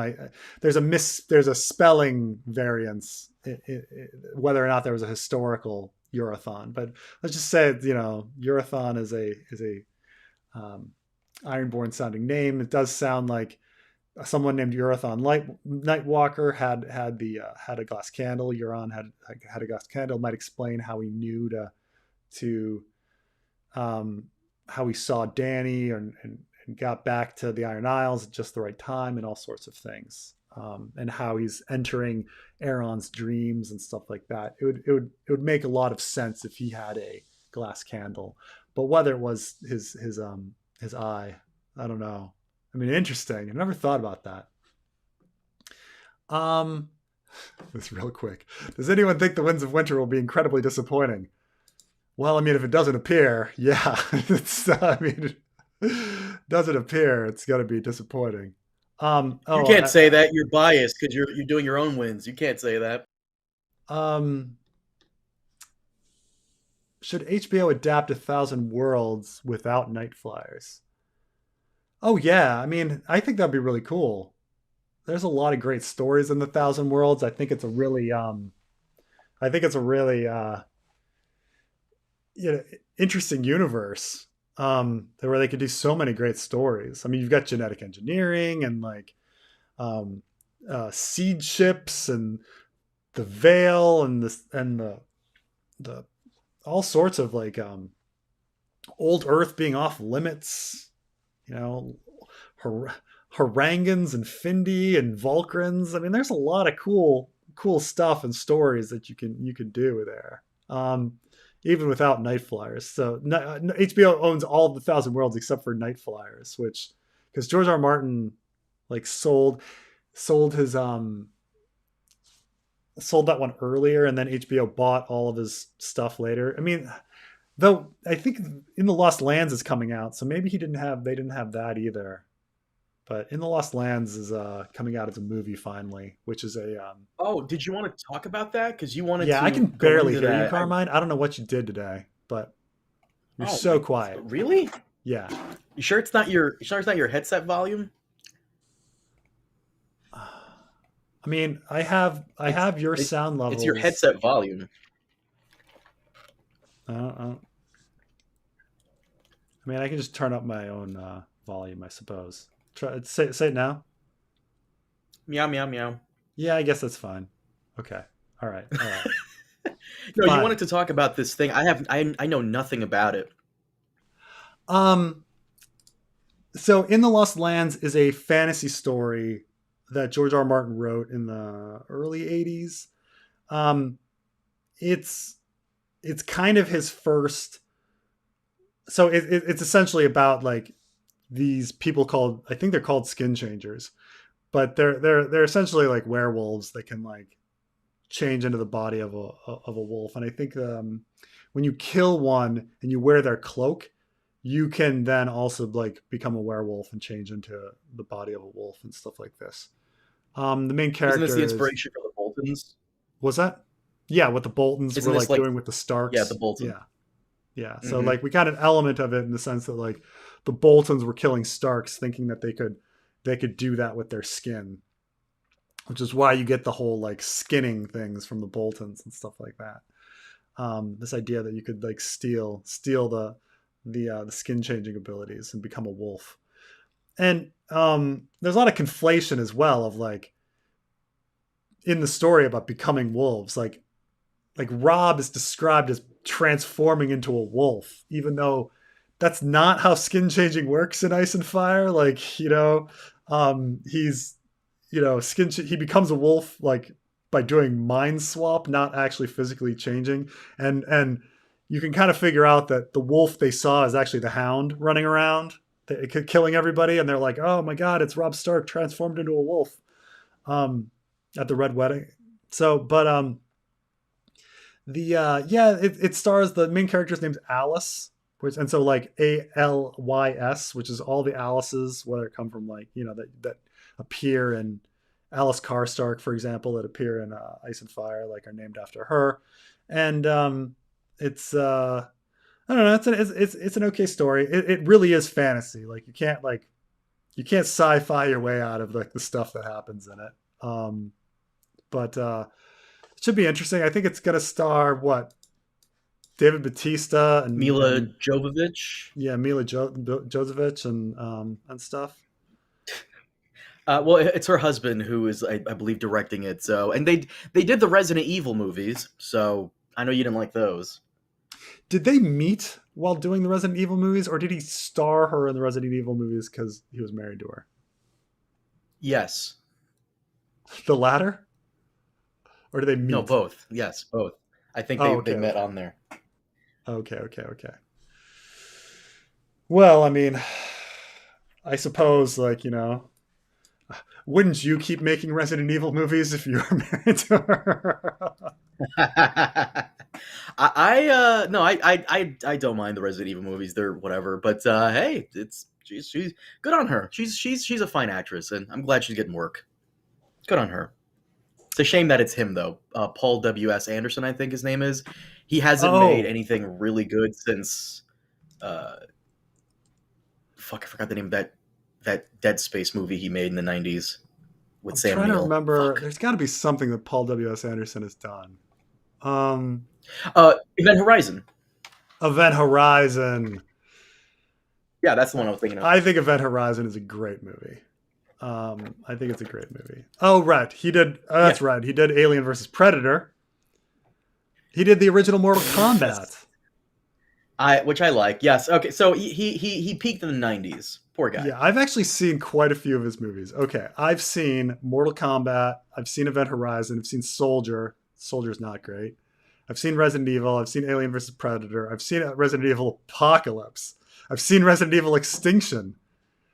I've only seen like 10 minutes of the new Death Race, and It was okay. that's it. And then In the Lost He did the Lands. one film that you could argue destroyed Kit Harington's film career before it even began. Oh, Pompey. Pompeii, yeah. Yeah, Pompeii. There. Thank you. That that was terrible. That that fucking Dave and Dan roasted Kit Harington for that one. And he is unrelated to the other Anderson, yes? I think so. Who's the other Anderson? There's like 37 of them. um, fucking see, it's so funny because people must be at home like screaming. Wes Anderson. He's unrelated to Wes Anderson. Oh, I think he is unrelated to Wes Anderson. Wes Anderson, yeah, who is a pretty incredible filmmaker, and will be remembered for many many years for his. By the way, yes, what you were saying in regards to the Thousand Worlds Club on HBO, that's their Twilight Zone. They should that's their Black Mirrors. They should really hone in on that. I mean, I don't know. HBO's been pretty conservative with their choices on what to do, and their debts and things like that. I was reading an article about why Batgirl and stuff was canceled and stuff like that, and the article eventually said like it has to do with really complicated like tax law that only applies to movie studios in this particular year. So don't try to make sense of it. It's like, okay. Like it doesn't apply to like anybody like anything else when people are like, wait, I can't just like write something off on my taxes like this. No, that's like the taxes don't work that way. Well, it's this one specific thing related to the film industry in that year and nothing else.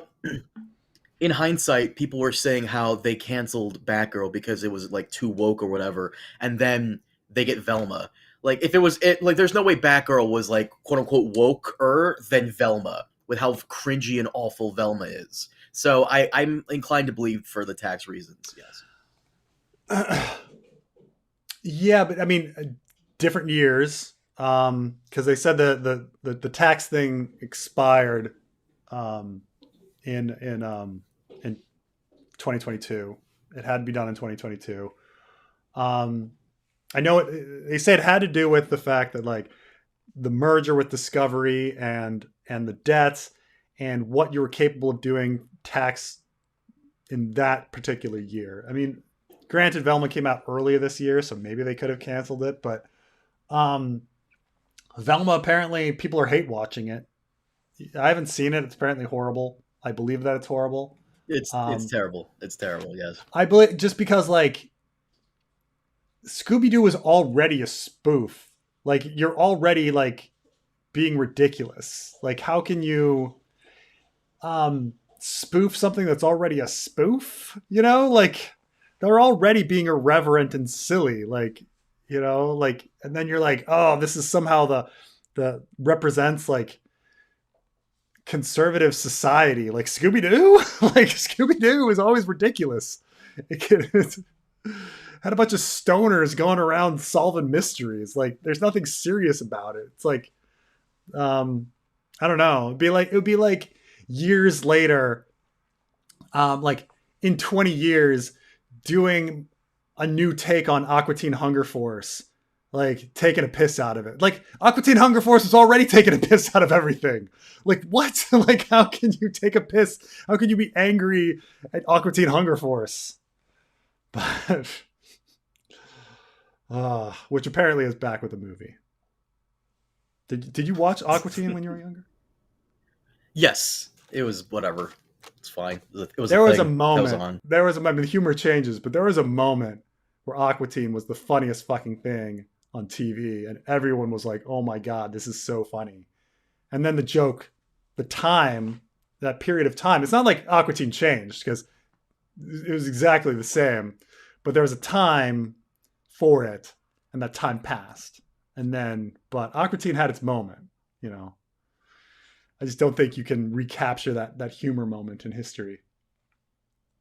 What do you think of the recent UFO news? The Harangans finally here. The Harangan mines. It's really, it is kind of sad that we're never gonna find out like what the Harangans are all about.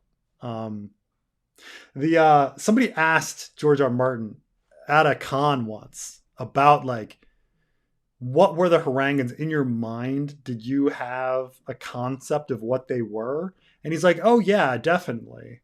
Because they asked like, were you ever going to get into that? And like, he's like, oh, I definitely had a concept in mind of what they were, and it was interesting, and I probably would have talked about it in Avalon, and then Avalon never happened.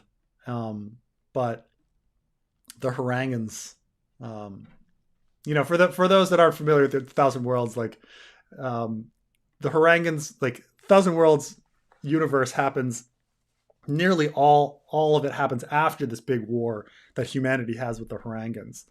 And so they all talk about the Harangans and the Harangan mines and like in the past as this huge event, but then we never find out like how they functioned, what they looked like, why they disappeared, where they were, Have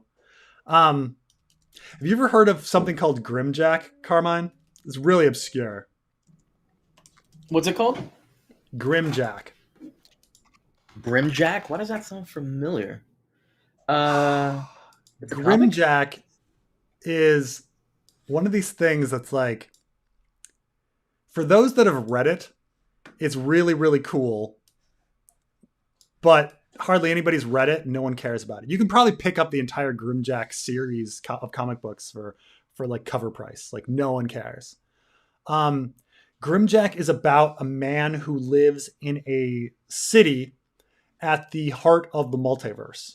And the idea is that all dimensions pass through a single point in their timelines at some point in their history.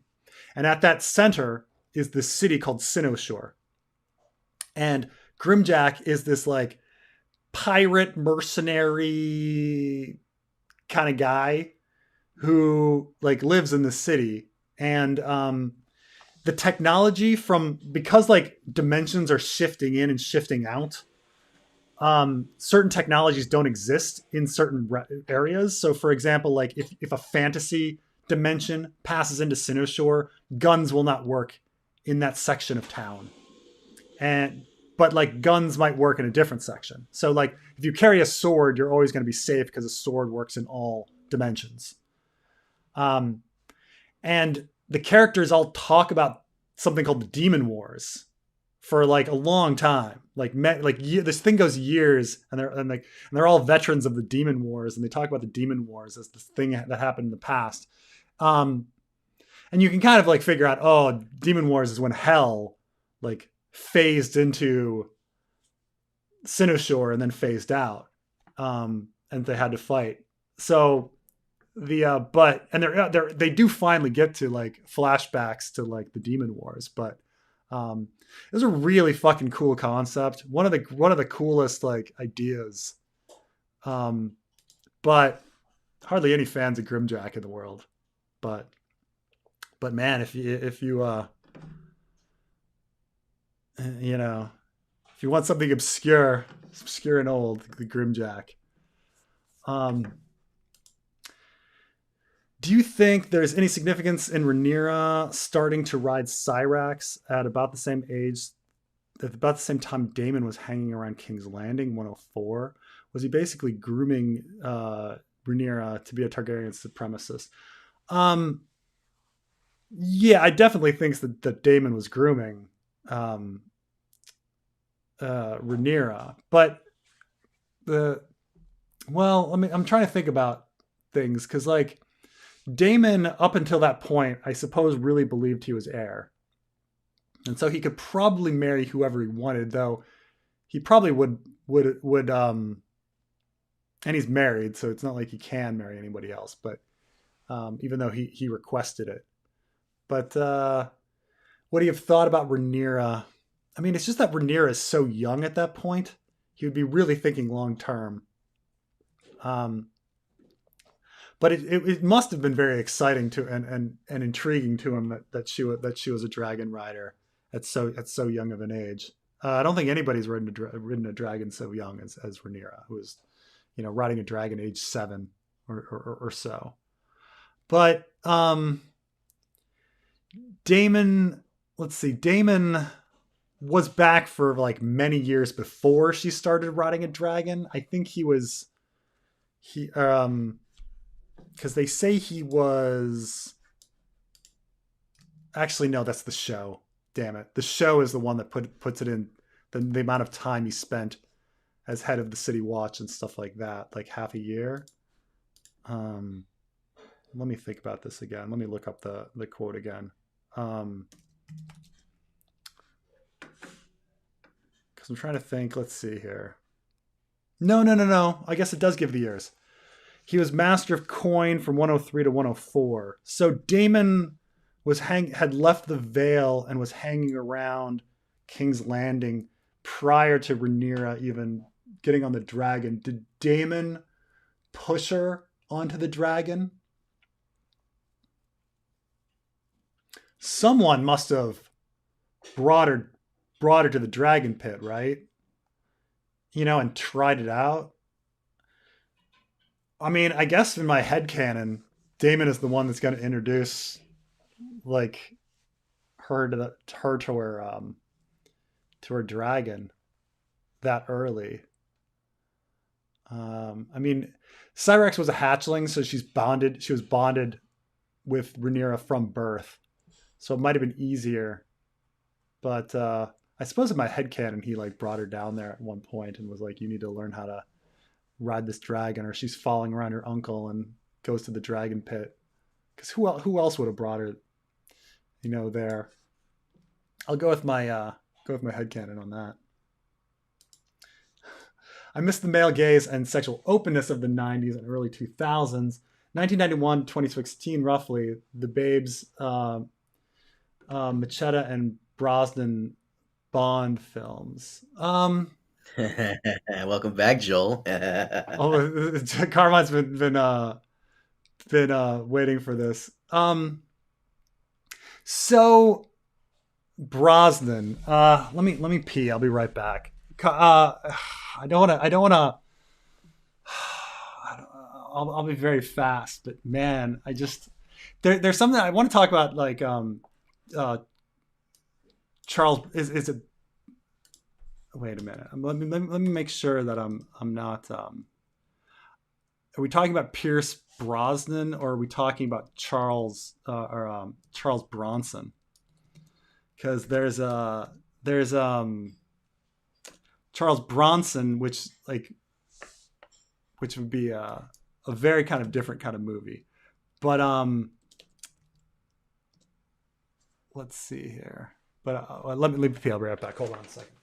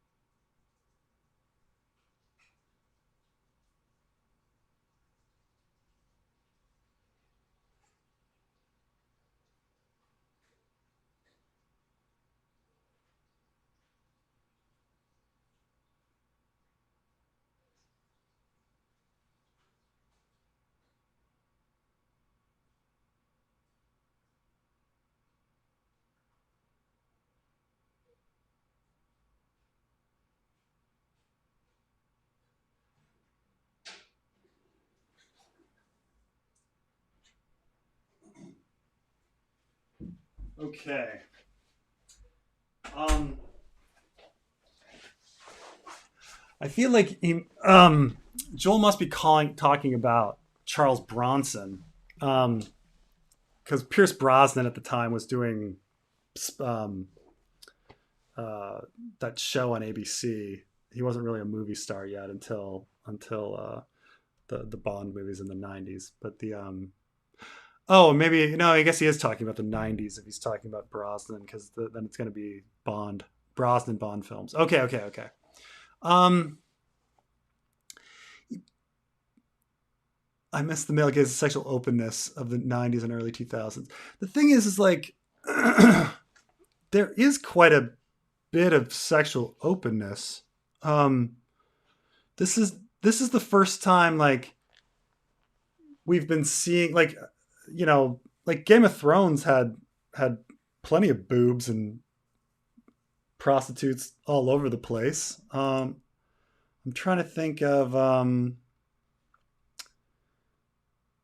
when did I mean, are we just talking about like getting nudity in movies and stuff? Wasn't there a lot of movies that had nudity in the 2010s? I'm not sure. Let's see here.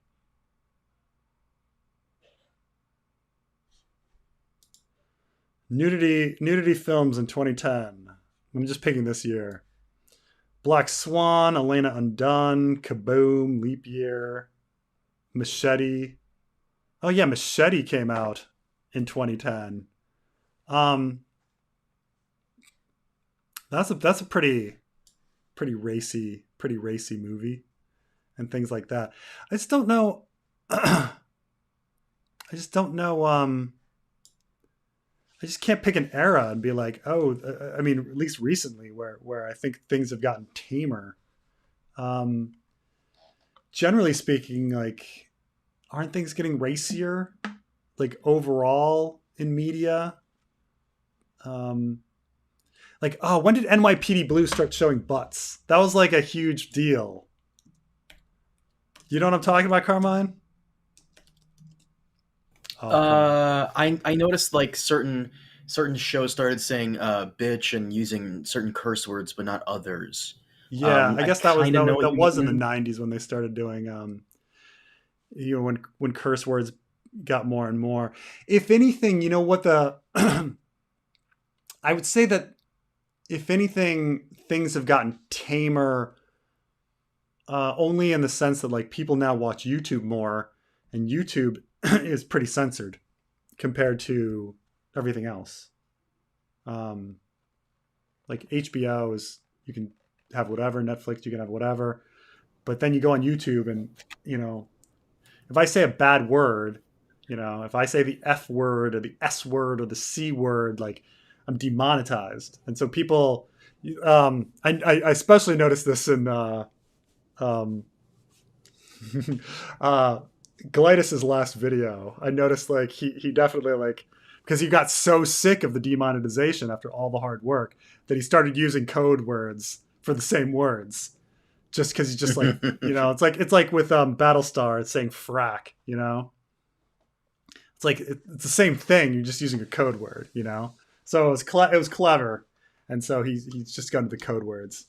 But I don't know. It just seems like things are generally more violent and filled with explicit sex as time goes on. I wouldn't say that there was some sort of period where things became puritanical.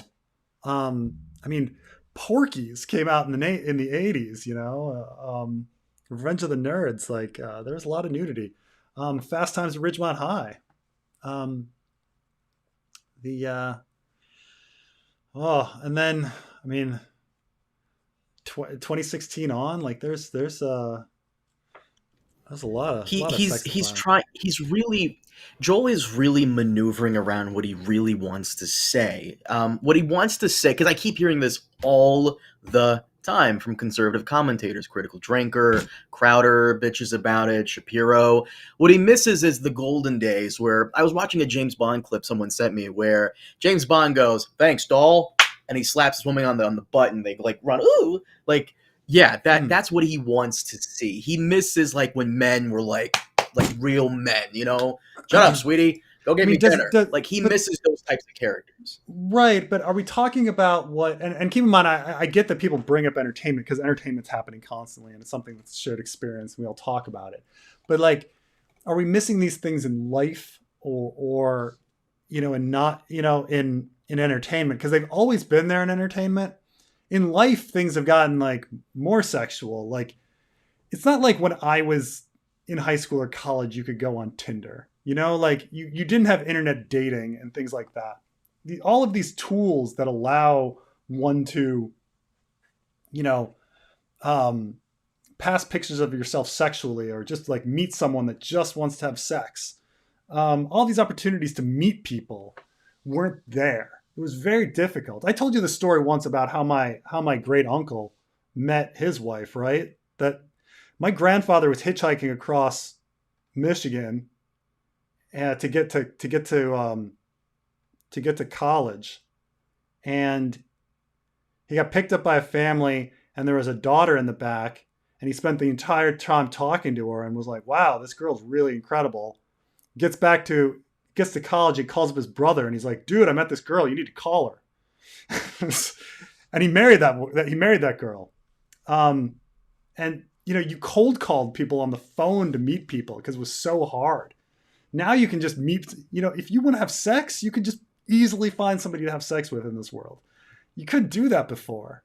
Um, That's a People, very good point. this was the era. Keep in mind also, like, we'll talk about like gay relationships. People would leave their numbers on like bathroom stalls and stuff in order to have like gay encounters. Like every bathroom was filled with gay graffiti when I was young. Like very confusing stuff for a little kid. Like, for some hot pump and suck action, call Todd. Like, what is this? I don't understand. Like that all disappeared because why would you do that now? Like, you could just go online. There's an app for that. But In New York it's City, just the Rambles in Central Park was like where you would go for that. That's the one thing I always heard from some of my gay friends. The Rambles at a certain time at night. yeah. Um, maybe I've been a Here little in too hard Taiwan, on it was Joel. R. Ba Park, and I once went there to Ooh. study, not realizing that this was 20 years ago, that was the meeting place. And some dude sits down next to me, and he's like, "Hi." And he's like, "Do you know what this is for?" And I was like, no." Like, it's like, okay. But yeah, I mean, Before we get off this topic, like maybe I've been a bit too hard on Joel. There's this quote someone said to me a while ago. I don't know where it's from, so pardon me on that. But it perfectly sums up how Joel is feeling. The quote is, "It reminds them of a time when they decided they felt better than they do today," which I really like. That's a great quote, and I think that's his mm. problem here because back then, yeah, it's People get nostalgic for stuff, mhm. it's funny, is I read an article about the human mind and how it perceives weather. And so some people are like, "Oh, you live in San Diego, you must be happy all the time." Versus like living in Boston. And when you actually like survey these people, they're actually just as happy. However, people that leave the north and go south will talk about their time in the cold area as being less happy. That the memory of cold weather as in the past, while now you have sunshine, is like striking. And so like there's this weird kind of like I do the same thing with college. Like all I remember from college is just rain and snow. And I'm like, "Oh, I'm never going to go back to Chicago." People are like, "What are you talking about? People in Chicago are fine. Like, they're not unhappy." But like, I remember Chicago just being miserable, cold and wet. Uh, so there's weird things with the memory and nostalgia, like music that I hated when I was young. I hated because the wrong group of people listened to it. Like, I hear it now, I'm like, yeah, no, it kind of rocks. I'm like, just because it's old, like, I hated it when like when I was young. Like, that wasn't my music. Like, I was a music snob. So I don't know. It's people think the world changes a lot and it doesn't. It's kind of all the same. Um, do you think House of the Dragon or Game of Thrones season 1 or any season is easier to turn your mind off and just watch? House of the Dragon seems pay attention the whole time TV. Huh, interesting. Um, I would agree with you, but I think it has more to do with how it's filmed. And this is going to be really weird, kind of like idea, but like House of the Dragon is filmed using long lens most of the time, while Game of Thrones is using wide lens a lot. And like for in case like you haven't watched like much film stuff, like long lens is when there's one object in focus and everything else is kind of out of focus. And wide lens, everything's kind of in focus. So like sitcoms are wide lens, while like artsy shots are like usually long lens. And there's something about like the angles and the editing on top of it and how it's filmed that gives a different, more jarring, uh, perception to each scene. It's more emotional. While like if it's wide lens, it's kind of more relaxed. You don't have, you're not, the editing is cleaner and not as sudden. And so I can kind of understand on that sense that there's just something more relaxing about wide lens, while like long lens is very intense. Um, I'm gonna chalk it up to that, like the filming style. Uh, I don't necessarily like. I'm even thinking about like random scenes, like Rhaenyra and Laenor like walking with their baby and stuff like that, and like you're walking with a baby, but that's just very intense. Um, while Game of Thrones, you just kind of remember people walking in gardens and it being fine. I don't know, Carmine. Do you agree? Disagree?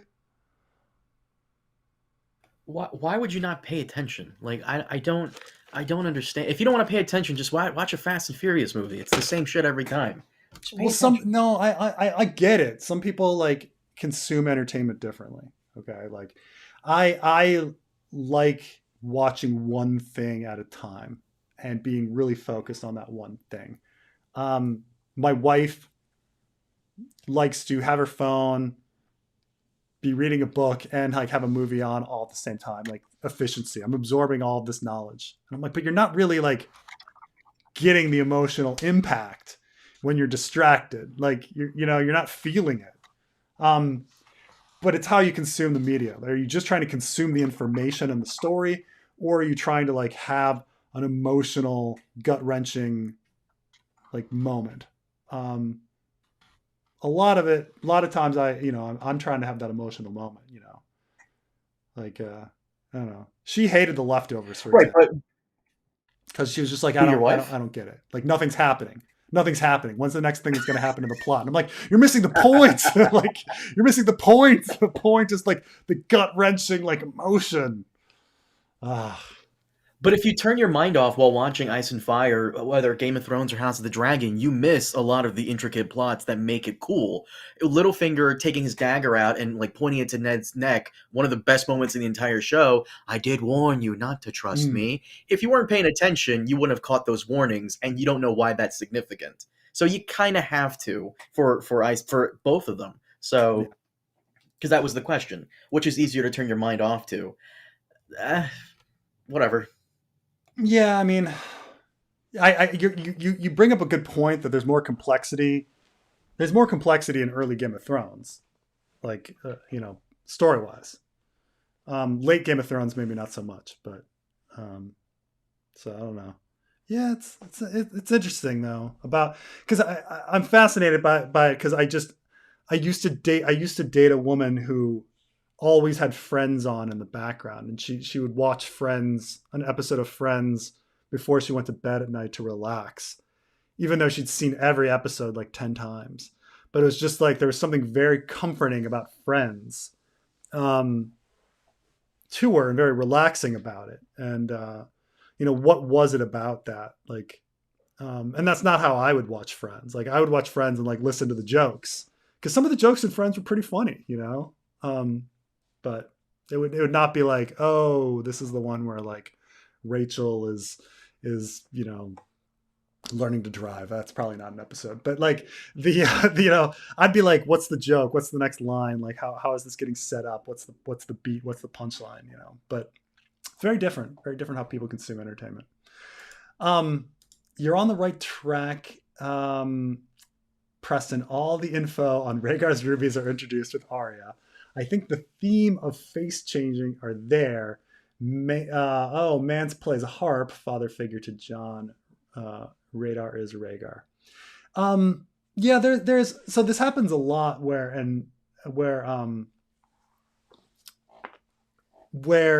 characters are paralleled, clearly paralleled, like Mance and Rhaegar, and it's a little bit uncertain if they're just an homage and a parallel to each other, or if they're both trying to like fit a prophecy that's the similar, or if they're the same dude.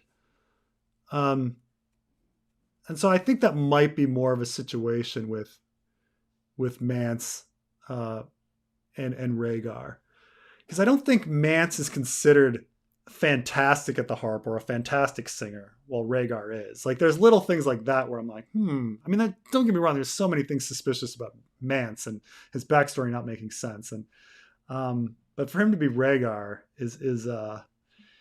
it's, I mean, I understand why people come to that conclusion. The parallels, we're hit over the head with how many parallels there are. Like, we're hit over the head with how similar Mance and Rhaegar are over and over and over again. Like without a doubt. But I'm not sure if I'm right there on thinking they're the same person.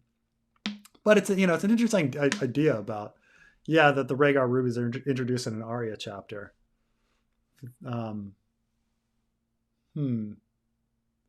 If she, there was always this idea that she'd be a face changer, but I don't know. Well, when was that idea introduced? I mean, we don't really get any ideas about her. I mean, she meets her Bravosi's sword guy in A Game of Thrones, but the face changing doesn't really get introduced until the Clash of Kings. Was she in? What did it say about Arya in the original outline?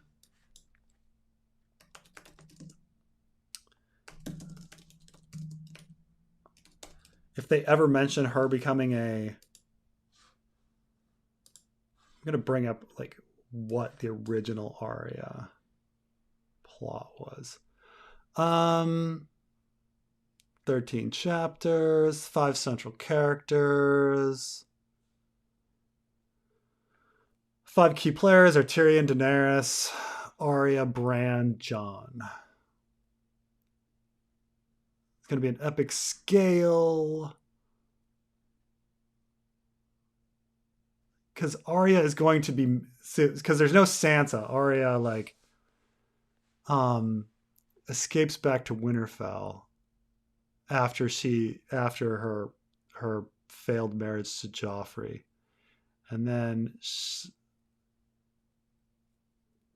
I guess Sansa is there. Tyrion Lannister, meanwhile, will befriend both Sansa and her sister Arya while growing more and more disenchanted with his family. I think, and then that's it. I guess there's no real plot about Arya becoming a badass. I guess she has her sword needle. But it's a good question, when the face changing and the ability to shapeshift comes into the story. I have to look back on that. I'm gonna have to do some research on that. That's an interesting idea. Like, when did the House of Black and White kind of plot line come along?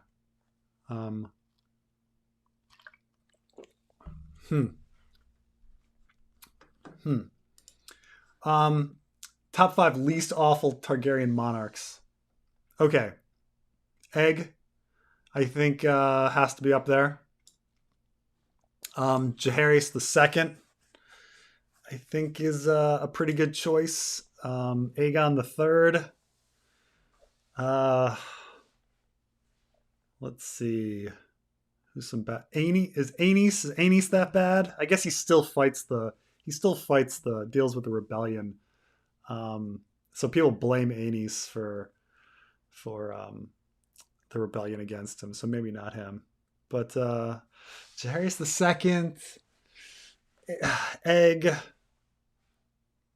You know, even though people talk about Aegon the Unworthy being so horrible, I'm trying to remember if there's anything really bad that he did. Um, Let me see here. Even though it's like he's considered one of the worst kings, but at the same time, I'm like trying to remember. He was just, they just said he was indulgent with passions and whims with mistresses. Um, Corruption, having sex with other people's wives. I mean, I guess he also did the Blackfire sword thing, which was stupid as hell. I guess we can blame the Blackfire rebellions on him. I guess Aegon the Unworthy is kind of an idiot. But Five Kings, it's a lot. It's a lot to think about. I guess it would be something like Viserys the second, Aegon the third, Jaehaerys the second, Egg, and maybe Maekar. It would be something like that, you know. Best Winnie the Pooh fan fiction ever. This is way back because I'm so behind on things. When I mentioned that Winnie the Pooh, like him changing characters. So it turns out Winnie the Pooh went into public domain last year, and they they actually did a horror movie called Winnie the Pooh: Blood and Honey. You hear about this, Carmine? Yes, it was all over the place. Did you watch it? No. No, no. So I mean, I think so. There's a lot of mystery with regards to copyright. I've studied a lot of because of because of issues with my channel. Okay, I've studied a lot about copyright. Okay, so and public domain and things like this. So when it comes down to it, though, there's no real. It's still just kind of the Wild West when it comes to like what is allowed and not. And people will do stuff to avoid a lawsuit, even though they may be legally like in the right. So like they did not want to actually show Winnie the Pooh as he looked, even though they probably could have, but they're just like let's just like use the name. Let's just start with Winnie the Pooh, and that'll be it, you know. Because there's just so many suits. Did I tell you about like the ridiculousness of Enola Holmes and this shit? I don't think you have. So Wait, maybe, but go into it again, please.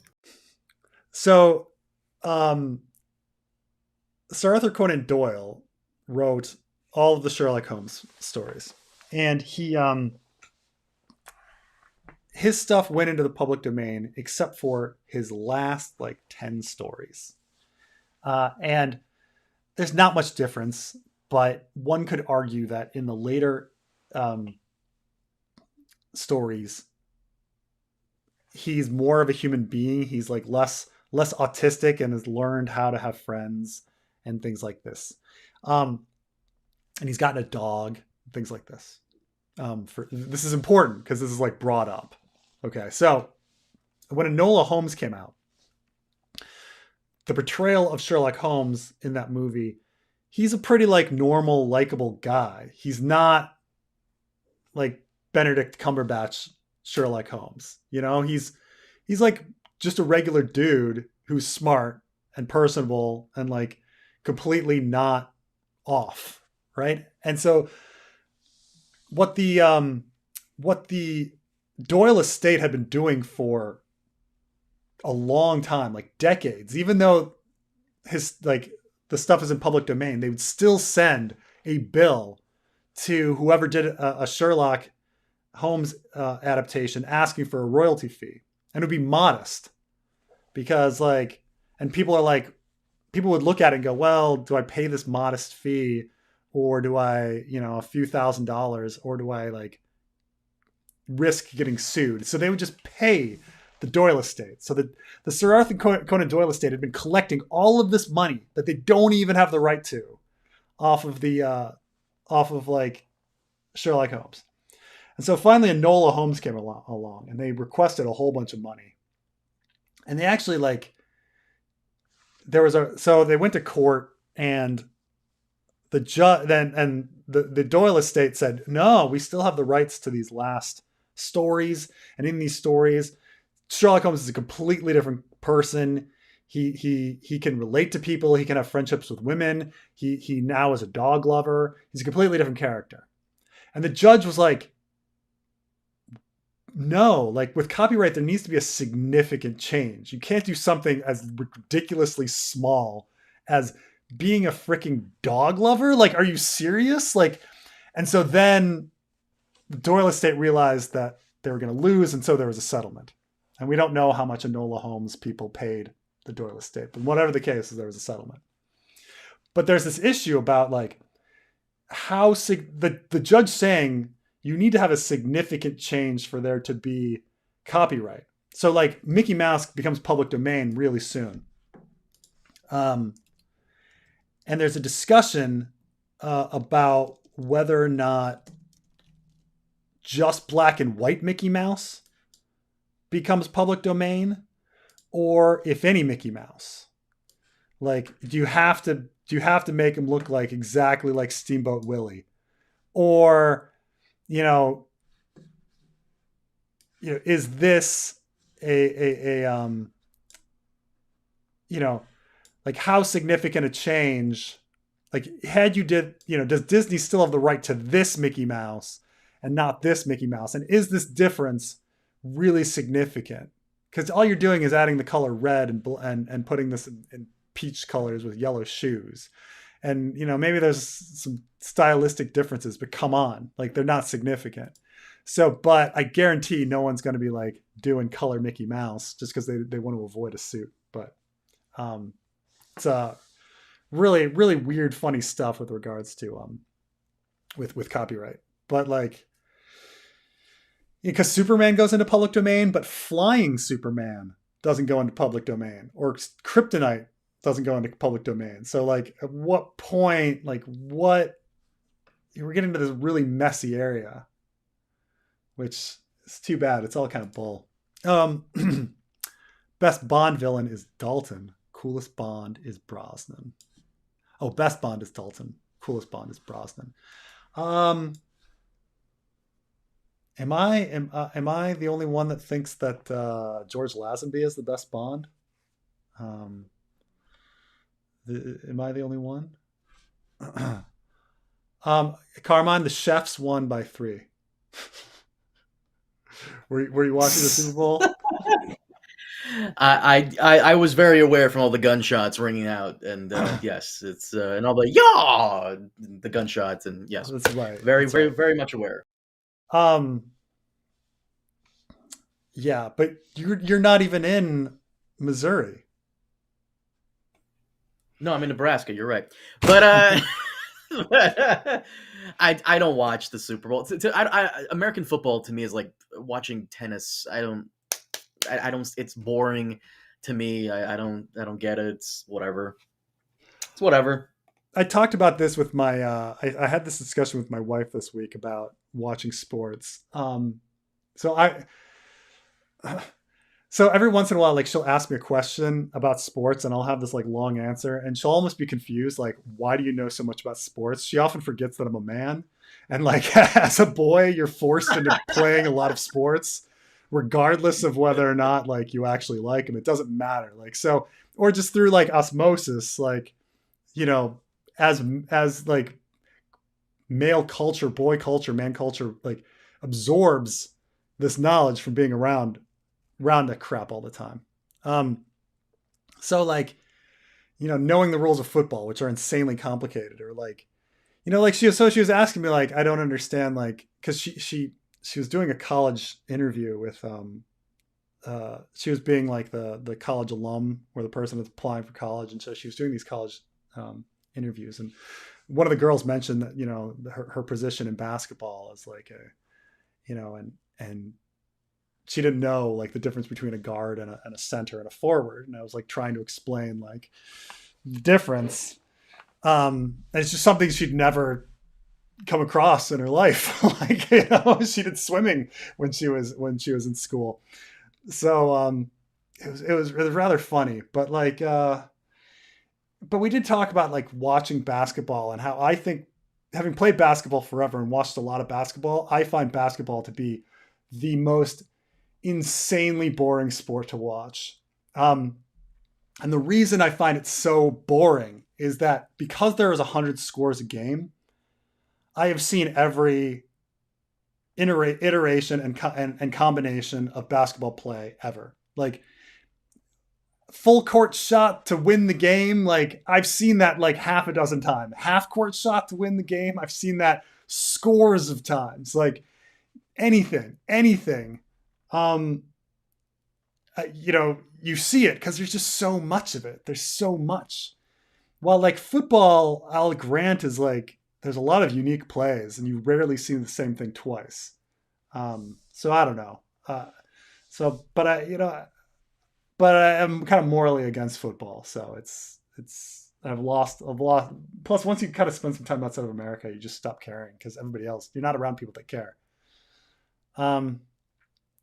But yeah, George Lazenby is my favorite Bond, though I admit that like Timothy Dalton has a very different take on Bond, being kind of like the gritty action hero kind of Bond. He was kind of the before the newest Bond. Who's your favorite Bond, Carmine? I'm sure it's Sean Connery. No, I like Daniel Craig. Even though I grew up with Pierce Brosnan, I like Daniel Craig. I liked him quite a bit. I've heard some very good arguments that actually Roger Moore is the best, but even though all of his movies are ridiculous, some people say he embodies Bond more and better than the rest. That he was the most versatile, and that he could do emotional, comical, action across the board, while no one else could really do it all like him. Who's this? Roger Moore. When it comes to Bond stuff, I'm not familiar with anything beyond Pierce Brosnan, like GoldenEye. Oh, really? Die Another Day and all that stuff.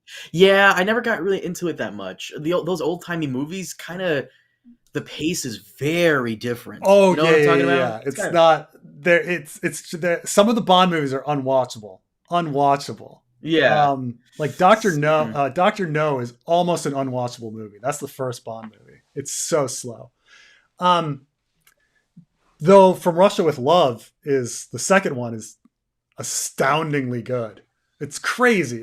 So there's a lot of variants. So like so Sean Connery did 5 Bond movies, and then he left, and they brought in one guy, George Lazenby, to do one movie, On Her Majesty's Secret Service, which is a really good movie. It's my favorite Bond movie.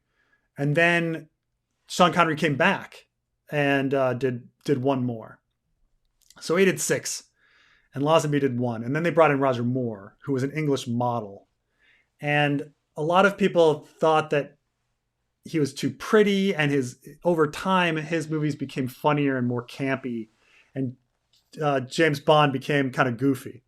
And so, I mean, one of his Moonraker, he goes into space, like they're fighting on like space stations and stuff, like, and trying to stop like the villain from dropping a virus that'll kill all people on Earth so that he can like create a new master race. Like it's over the top, like villainry.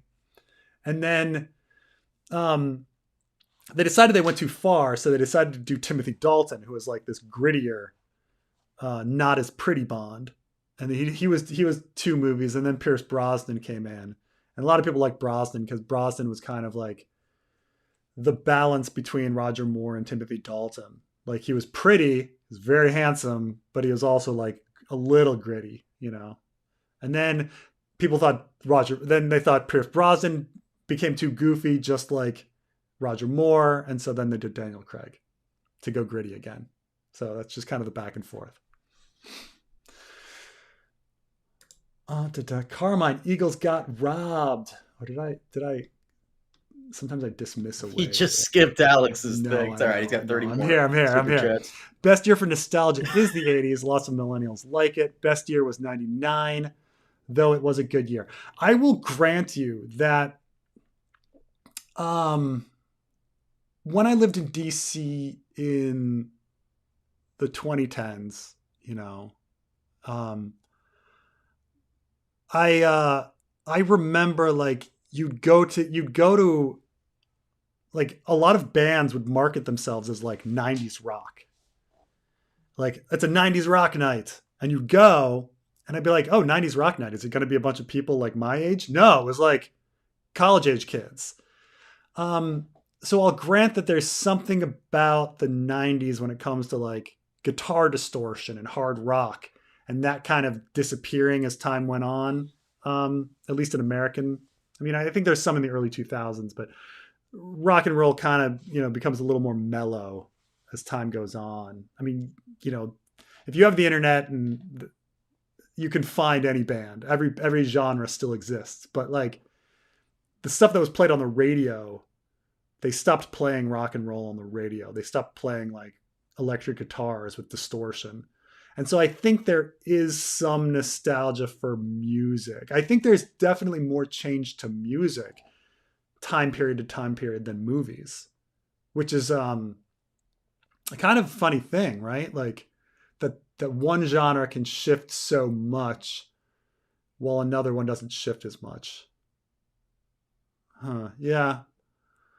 So I mean, I'll grant that there's something with 90s rock. I don't know about like 90s movies being necessarily that different, though I guess some people would claim that like Quentin Tarantino or something greatly influenced movies and things like that, and changed how we did things. But I don't know. Alex is right though. The 90s is literally probably the best year, probably the last. I say this because I'm a millennial myself, but you're like the next generation, Gen Z, probably did not go out as much as we did, and your kids' generation will definitely not go out as much. Like just go outside and play and have a good time. It was the last really good decade before the internet ruined everything. Maybe the internet ruined everything, but I will grant that like there's something, and Carmen and I are different ages, and so like we both see the nostalgia of the 90s. But at the same time, the more I learn about the 70s and how much creativity happened in the 70s, I'm always astounded of like what came out of that decade. Creativity, like just stuff like the blockbuster movie, like or that as a concept coming from the 70s, or just all the things with music, whether it be punk rock or whatever. But I mean, some people would be like, well, the 80s, hip hop came out of the 80s. Okay, that's kind of a big deal, but I don't know. Realistically, it's probably an illusion. Kids are having fun. People are having sex. There's great creativity. Well, no, stop. Don't say that, because let's be honest for a minute here. Like the 90s and even the 80s, and I'll give you 70s. There just was a certain like field. I feel bad for everyone who was born after like 97 who couldn't really enjoy the 90s. But growing up as a kid in the 90s, once again, maybe it's that quote I said earlier about how it's more of a simpler time that you remember, you had a good time. It was comfortable. It felt nice. Even in the early 2000s was pretty cool too. Just something about growing up in like the 90s was just awesome. Right before the internet, you get all the like the benefits of a fleggling internet. I mean, what's weird is that like, what's weird, I mean, the 90s, like, I mean, granted, like, I had a pretty fun college experience. My high school experience was whatevs, and my middle school experience was horrible, but maybe that's everybody. I don't know. But, yeah. So, I mean, there's a lot in the 90s that was fucking great, but I'm sure everybody has like these wonderful times, I don't know. I mean, some people get really nostalgic for freaking gigapets or whatever, or like, or Gigapets. gi- right? Virtual pets, like Oh, those I know like what you're pick talking random about. things, Furbies. the Remember gigapets were those things you had Furbies? to Was it feed. Furbies? Yeah. Oh yeah, that crap. What Right, about or like Furbies? people get Remember the really 90s? nostalgic for pogs, and Yeah. Good times. Come on. Come I could on. pick It's good anything. times. I could pick anything, and people are going to get nostalgic for it.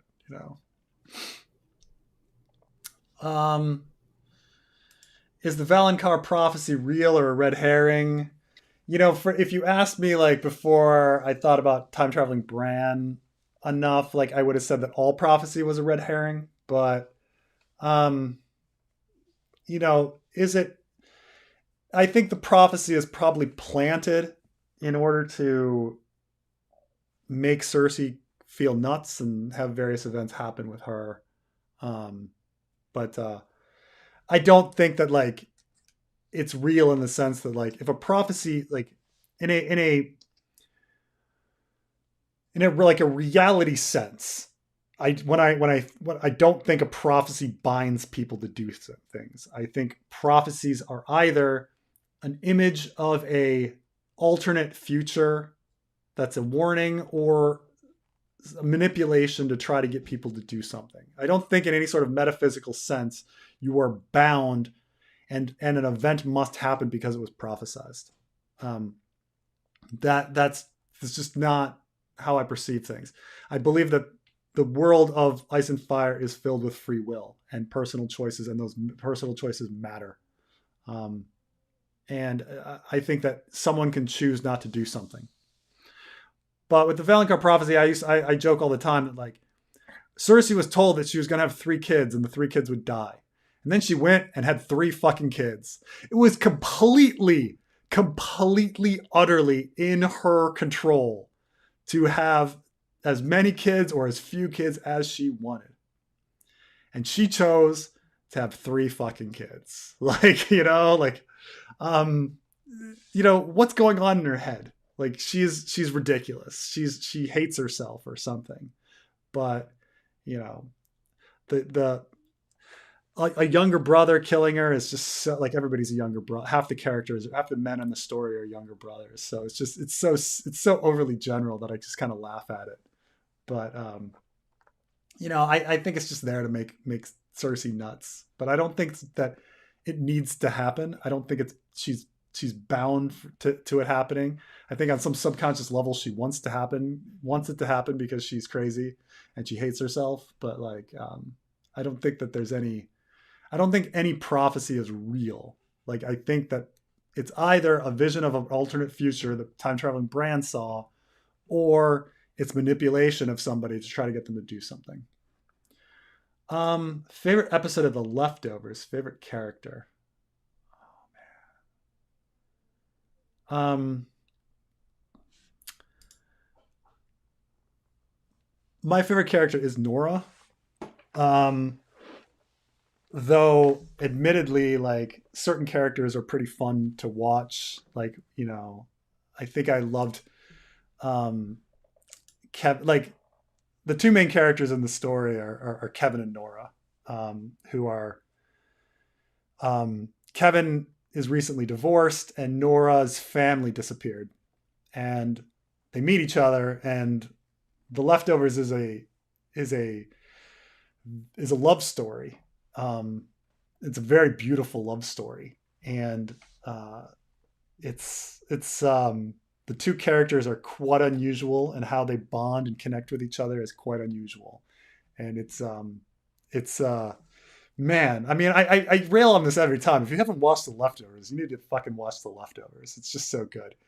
But um, Kevin is obviously is pretty entertaining. I think Kevin's father is super entertaining because he's nuts and you're wondering what the hell's going on with him. But when at the end of the day, when the whole show is over, I think the most interesting, sad, beautiful, compelling character is Nora, who she just goes through the most.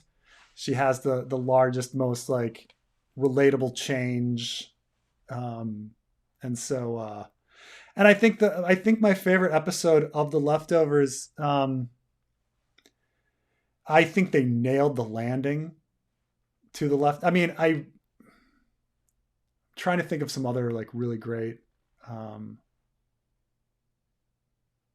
uh, I think I think they nailed the ending of the show. I think the final episode of The Leftovers is perhaps the best. But almost every episode of first season is freaking phenomenal. Um, but yeah, man, so many great episodes. I mean, it's hard to even like break them apart. First, it's easier later to break the episodes apart because they start focusing on individuals, and go kind of Lost style, especially last season where they kind of focus on one character at a time. But no, I think I mean there's some fun ones. I think the alternate future where he dreams he's president is fun, but I don't necessarily think that's like my favorite episode. But I think that my favorite episode is the last one. It's fucking incredible, incredible series. Um,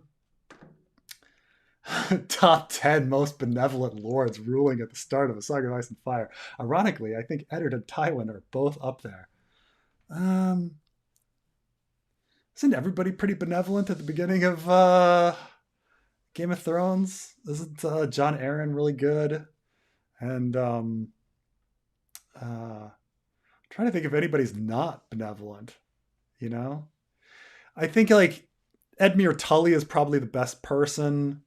Um, but Eddard's a good guy. He thinks about things like that. I think I'm trying to think if anybody who's like bad, like we don't really hear what they're doing with their small folk and stuff like this, but it's very clear that it's a time of peace and people are living as happy a life as you can and underneath feudalism. Roose Bolton seems like an asshole, though, right? Well, The that's miller's true. wife. That's true. That's true. Yeah, that's pretty bad. Will we see any shadow babies in the future? Yeah, I think we will. I think we will. And it's just because it's a rule of three, right? Like when they the old saying, like when if lightning strikes once, it probably won't happen again, but if it happens twice, it'll probably happen a third time. Like this is the kind of the rule. The rule.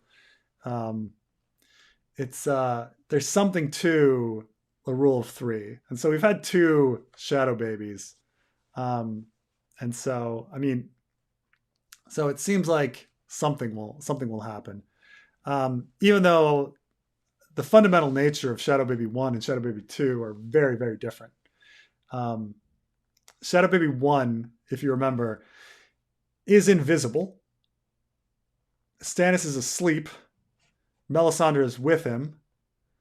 And this invisible thing kills Renly. And Stannis has a dream of it. Okay? Shadow Baby 2, Melisandre is not with Stannis. A big shadow comes out of her vagina. We don't know what it does after that. One could make a very strong argument that the Shadow Baby did not kill Courtney Penrose. That Elwood Meadows killed Courtney Penrose, or his men killed Courtney Penrose, and they're the ones that threw him out of the tower, and that it wasn't the Shadow Baby. Like, even if it was the Shadow Baby, why didn't he like slice him like the one did to Renly? Why did he get thrown out of a tower? So one could argue that the second Shadow Baby didn't exist, and only the first Shadow Baby was there. That Davos just saw an illusion, and Melisandre wanted Davos to see an illusion so that he would kind of be scared or something. I don't know. I mean, there's arguments to be made, but nonetheless, there's two events. There's two Shadow Baby events. Seems like there needs to be a third Shadow Baby event. Right? Third one. Wouldn't it be crazy if like Davos feels like he needs to create a Shadow Baby and is like forced to have sex with Melisandre in order to create the Shadow Baby to do something that Davos wants to have happen. Now that would be kind of like creepy and weird, and but it has to be done, you know. So that would be something. Davos banging Melisandre in order to produce a shadow baby, and she's like, you know, you're an old man. You're not a healthy man. You'll probably die. You know, how old is Davos? Is Davos old? This is the problem with the show: is you get these ideas of how old characters are, and you forget that like they're pretty young. Like Stannis is like 34 years old. Like he's super young, right? But we have this like idea with Stephen Delane that like Stannis is old. It's like Stannis is 34 or something like that. Davos is probably in his 40s. Yeah. Um, but yeah, there has to be a third. There has to be a third. Balon Greyjoy killed by a shadow assassin? That's a question. I mean, I think it makes.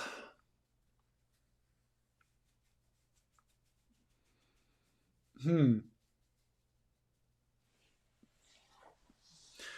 mean, it's a man without a face. I don't know why the crow is on his shoulder and things like this.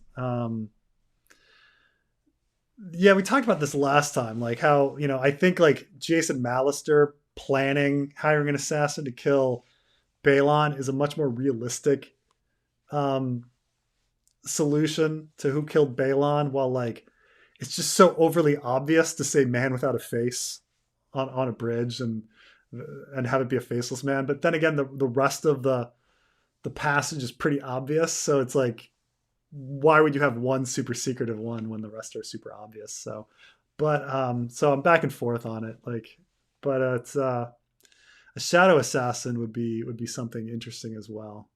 Though, you know, find out that Jason Mallister has a red priest with him, the entire time.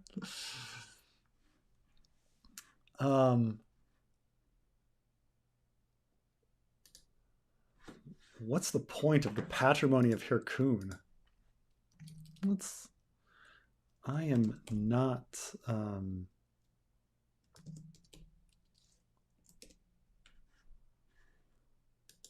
Oh, okay.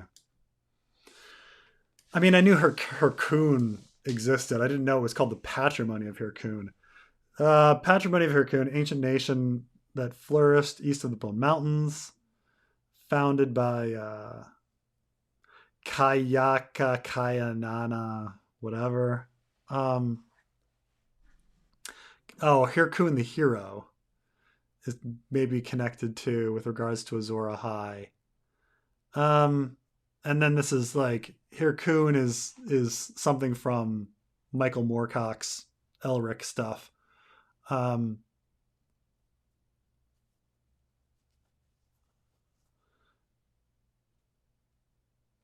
That's right. The name Hyrkoon, or is that from Robert E. Howard?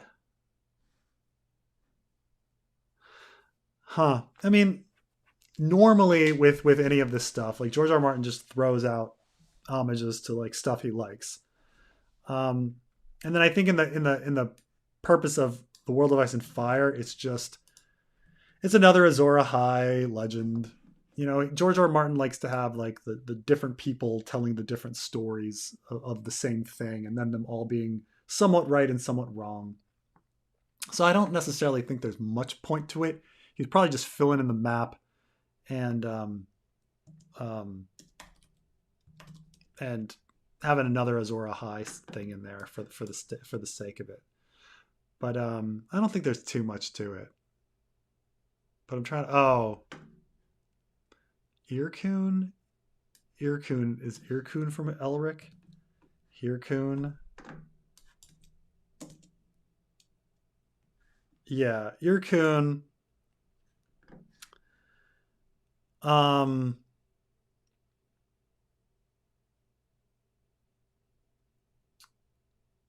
Yeah, that's right. So Hyrkoon, what Hyrkoon is named after is actually the characters that George R. R. Martin stole the Bloodraven Bittersteel rivalry from. So like in Elric is this albino guy with silver hair who comes from this dragon isle where everybody participates in incestuous marriages.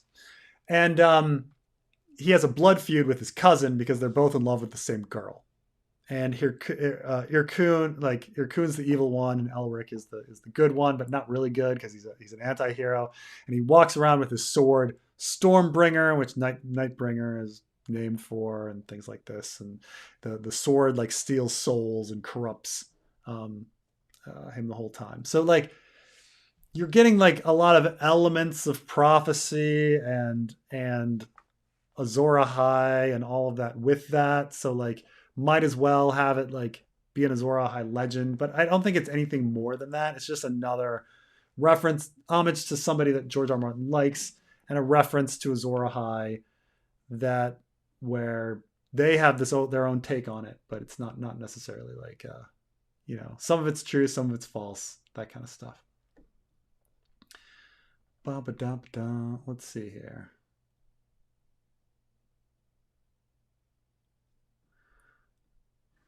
Is your favorite Bond movie GoldenEye? No, you said you liked Carmine. You said you liked Daniel Craig. Yes, I like Daniel Craig. Why?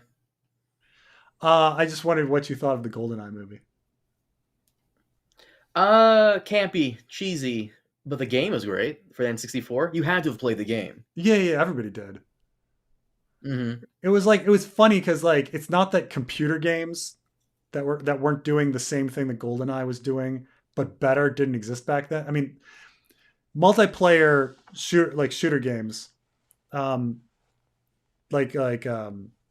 you killed your friends, in fighting situations, existed then, but people weren't as tuned into the computer games. I was playing them, but like, so when GoldenEye came out and it was like that on a video game system, people went nuts for it. And it confused me at first because I'm like, but the graphics aren't as good and all of that. But they're like, it was the first time it was on something like that was on a video game system, 4 people all playing together, so people really went nuts for it. But like there was a video game called Marathon. Yes, Bungie. Mm-hmm. Back in the day. Yeah, and Marathon was doing that a lot better with better graphics and it was pretty cool, Marathon. But like, it wasn't on a video game system, so people were digging GoldenEye. GoldenEye definitely has some nostalgia goggles. They re-released it recently, and I went back to it. And I'm like, I don't know what to do. Some of the instructions are so ambiguous. I have no idea what the fuck to do. But yeah, GoldenEye ruled the late '90s for a bit. Yeah, GoldenEye though, it's Sean Bean, like, it's too bad they just gloss it over. He like throws out these various various lines about how almost psychoanalyzing Bond, where he's like, "Oh, you drown your sorrows with alcohol and women for all to quiet the screams of all the men you've killed." It's like a brilliant line, like, and I wish they would like delve into that more. That idea, and it was just a throwaway line. It was so good, and I was like, I remember hearing that line in GoldenEye and being like, "Oh my god, that's pretty fucking crazy," But they always just kind of dance around it. It's always like Skyfall. Like the character will be like, this character betrayed you, and this and this and this, and there's all these issues that you should be thinking about, and then in the end, he just, Bond just kills everybody, and you don't actually, have him, doing much, changing much.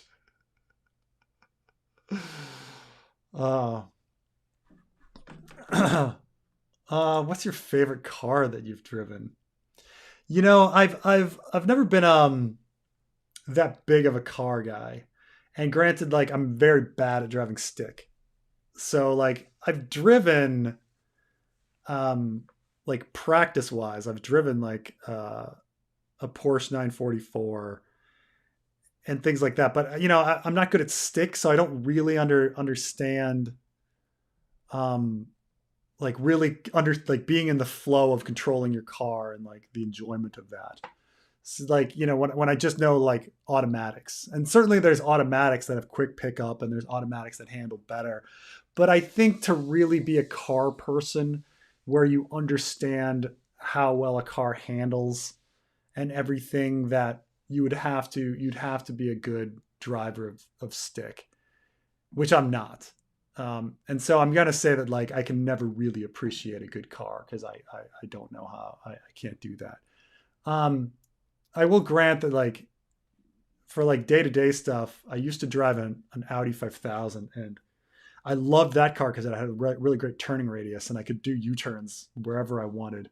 And that was, that was like a ridiculous, impractical kind of thing, like, you know. But where I just like loved this car because it was like, you know, it had a moonroof, and it had and I could do a quick turning radius, and and I don't know, but really, I'm going to claim ignorance and say that I just, you know, I don't have what it takes to really appreciate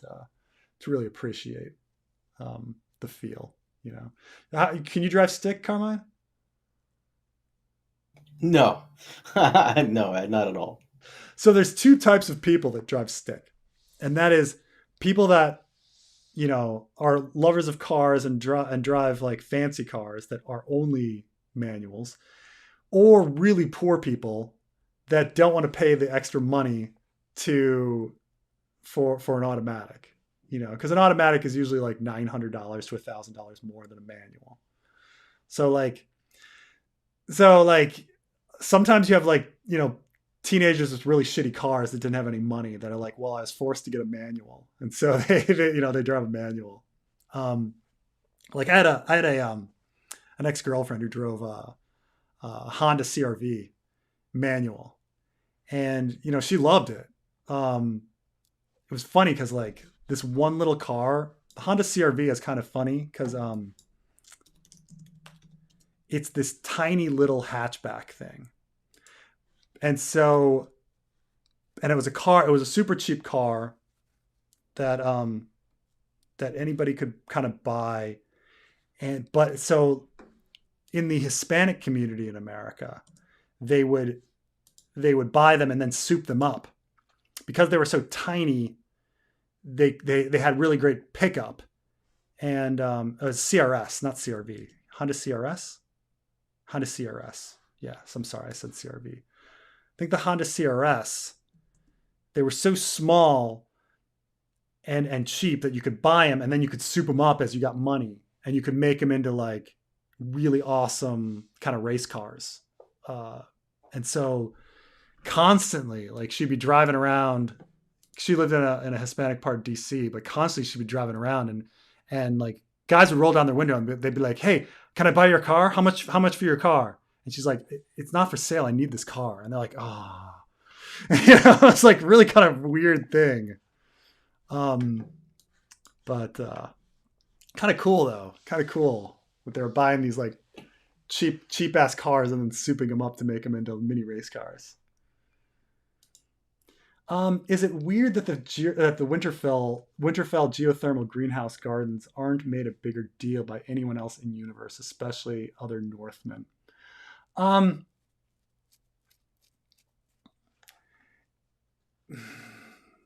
yeah, it is kind. I mean, it doesn't really make sense. Like, there's a lot of things about Winterfell that are technological marvels, like their whole heating system and their greenhouses and stuff like that. And like, people should be like, "Oh my gosh, what's up with that place? That's crazy." It should be like the talk of town.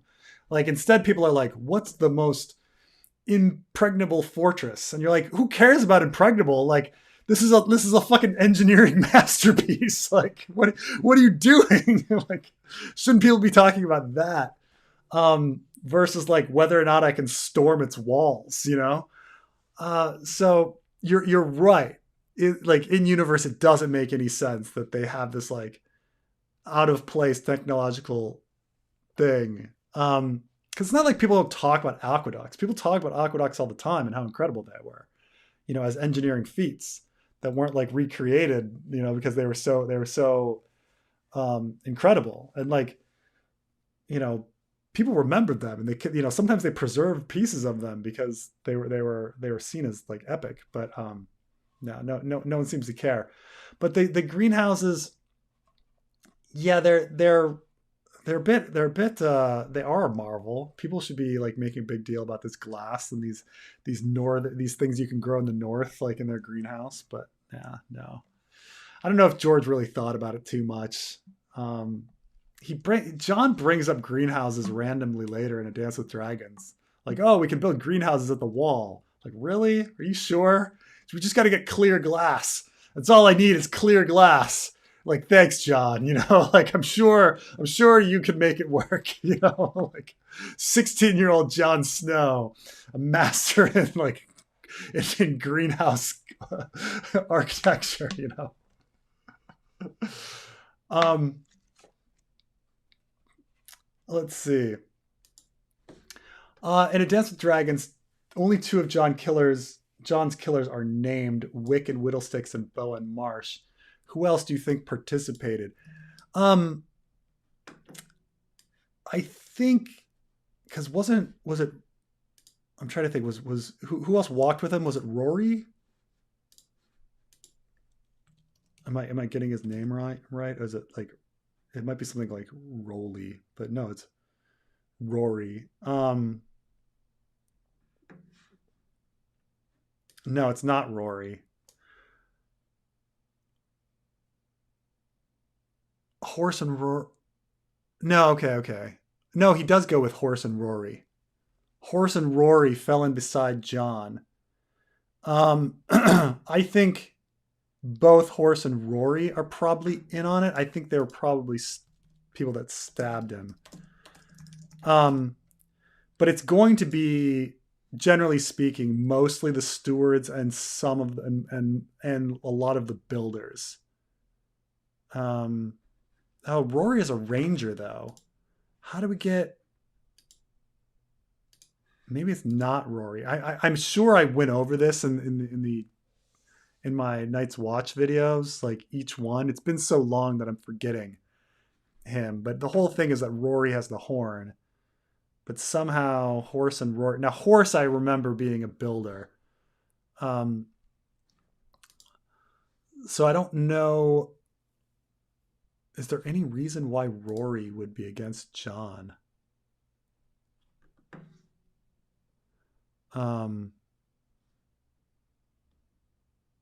Rory, you'd think Rory would be pretty, being a ranger and always with John, that he'd be one of the loyal ones. So maybe not, but I think maybe Horse was in on it. But I think it's mostly stewards and builders that are trying to kill John. I think it's a lot of them. I mean, I think the majority of the Night's Watch is in on the conspiracy, and people atop the wall and things like that are going to be there. But I'm trying. It's been so long now since I did the Night's Watch one. But I have to go back through those characters. It's funny because when I originally did the Night's Watch videos, I really thought like I could go through the characters and figure out like factions that related to the South and everything that was going on. Because for the most part, with all the houses in Westeros, you can do this. So I was really like thinking I could do that with people in the Night's Watch, and I pretty much failed. Like I was like, no, not really. There's no. We can't really determine anything about these characters and who they're supporting. George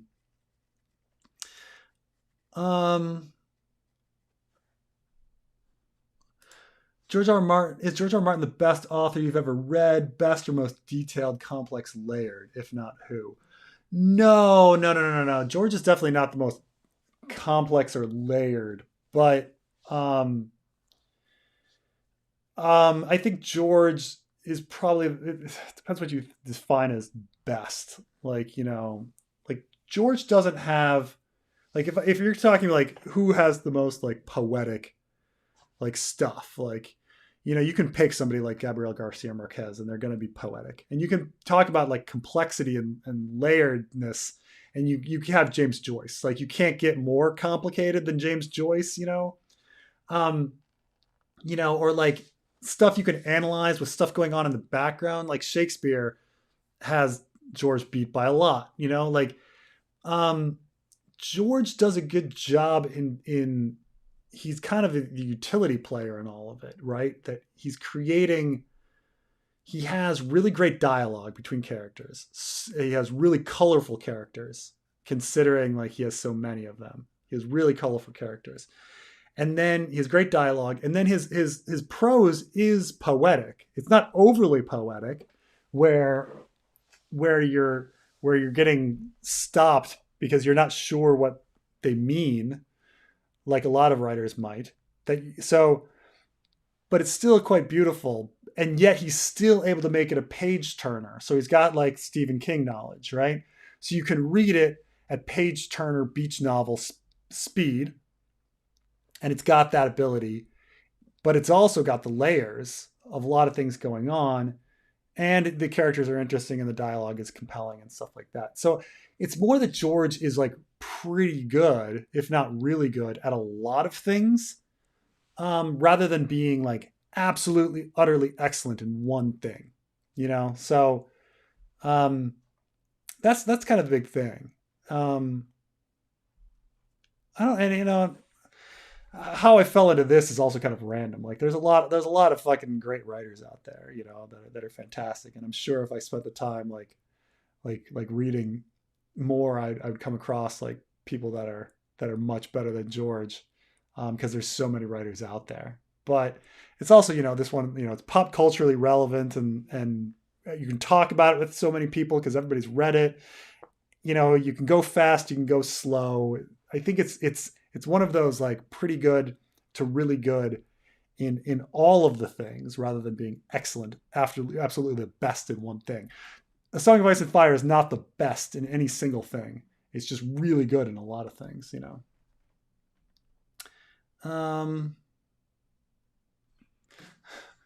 let's see.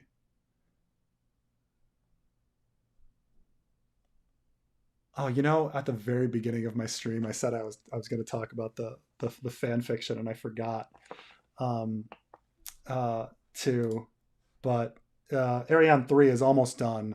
It'll probably finish it in the next few days. Just like editors are kind of looking over it, and probably finish it in the next few days, and then I'll start recording it.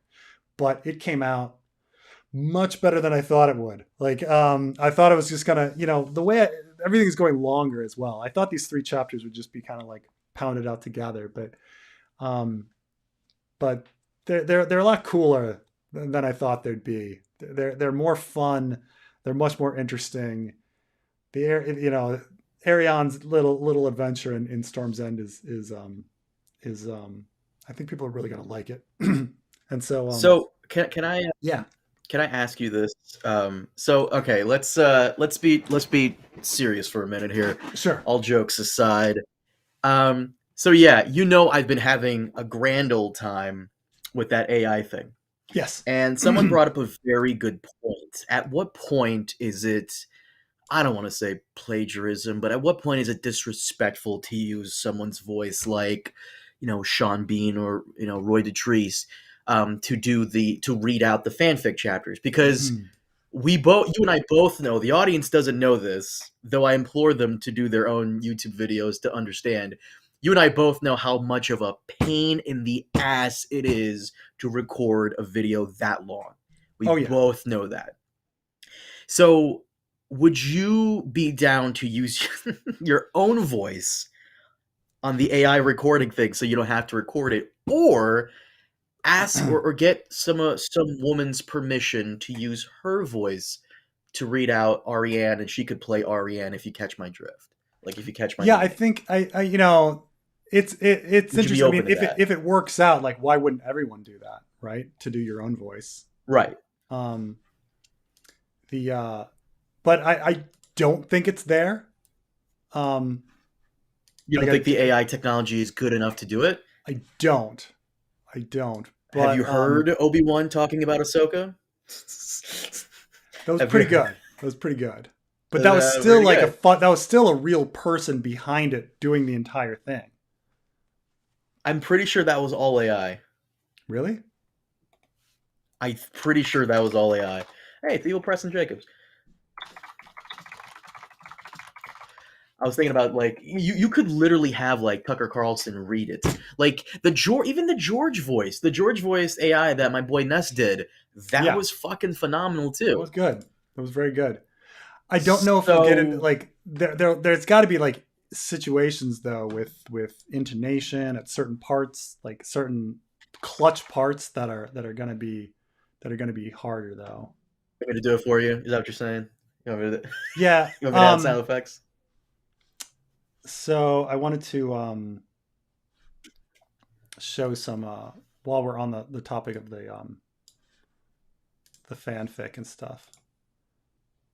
I want to show some really cool kind of stuff art. So Is it this fan art? was created by some AI art thing, I think. Yo, who did that? Oh, that's AI? I think so. This was You gotta put that. yeah, I mean it's pretty good. I mean like it's not quite Storm's End because Storm's End like doesn't have any windows on its on its side, on its showing side.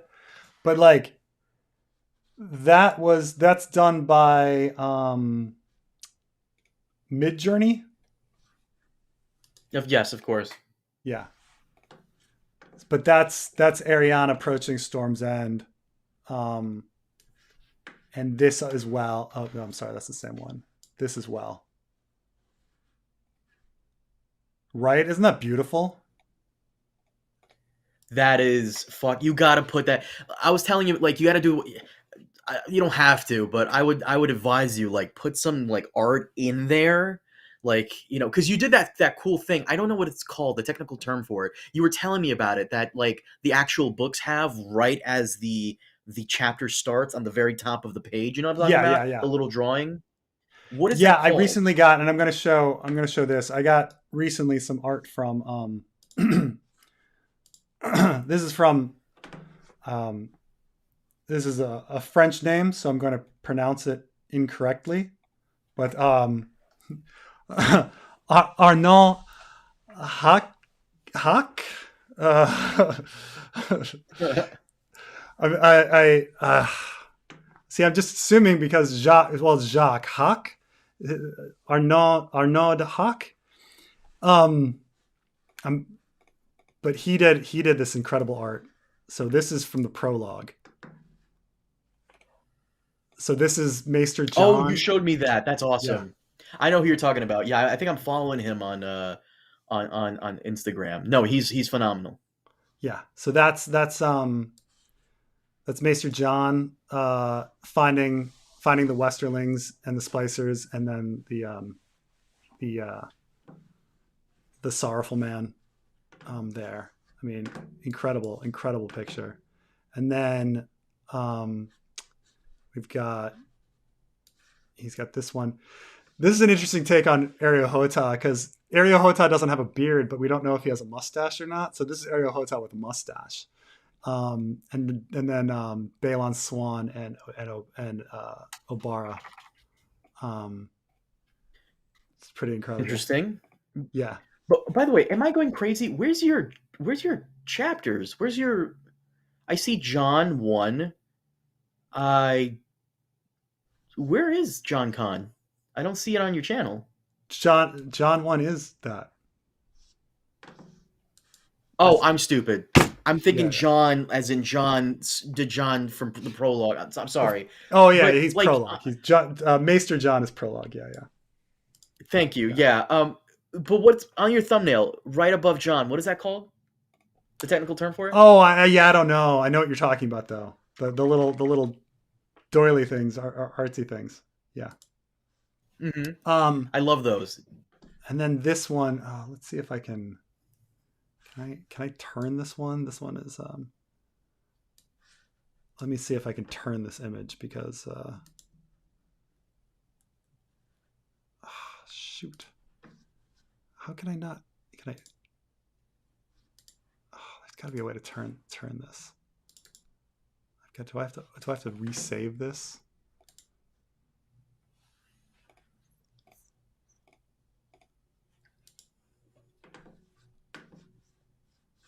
Yeah, that's good. Okay.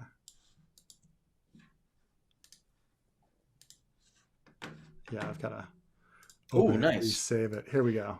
I don't know how to do it on that Here we go. awful Mac of yours, This is but the end of the Elaine chapter with the declaration of Sweet Robin as king. There's Littlefinger and Sweet Robin, these are Elaine. awesome. I know, right? Plus, they're Ariel like Hota is kind of a in the model. same art style as like Fire and Blood, you know? Right. Not to insult the man, a bit rougher, but yes, I see Yeah. where it's going. And then this is one he did of Darkstar. Yeah. But yeah, it's beautiful work. No, it's great. Good on him. Yeah, I know. His Like, Ario is very modelish, though. He made Ariel a very good looking man. oh yeah, that's true. Ari Hota, considering I guess he's supposed to be bad looking, he's supposed to be ugly, right? Or at least we made him ugly. Look, do you want me to do it? You want me to put in some fucking voices in here, get some volunteers? Oh, Some voices, some you want to songs? try to master like an AI thing? I mean, it'd be Well, interesting. I'm going to be like diving into it because it's just too fun. Like I had an idea of doing like a joke parody podcast with you, me, and George R. R. Martin, and you and George just arguing over the Dornish master plan. I had some script ideas for that. It just sounds fun. It just sounds fun. Yeah, yeah, yeah. We're pressed for time, and George is allowing us one question each. And I was gonna ask George, really, Jamie could beat Aragorn in a fight? George, really? Well, that token, I could like pound him into the ground. Can't do a good George, but It would be funny. I'm sure it's fine. I mean, it's the same as getting somebody who does an impression, right? What's the difference? that's exactly what it is. In fact, you're right. I won't do the AI because it is unethical. I will hire impressionists on Fiverr. Good thinking.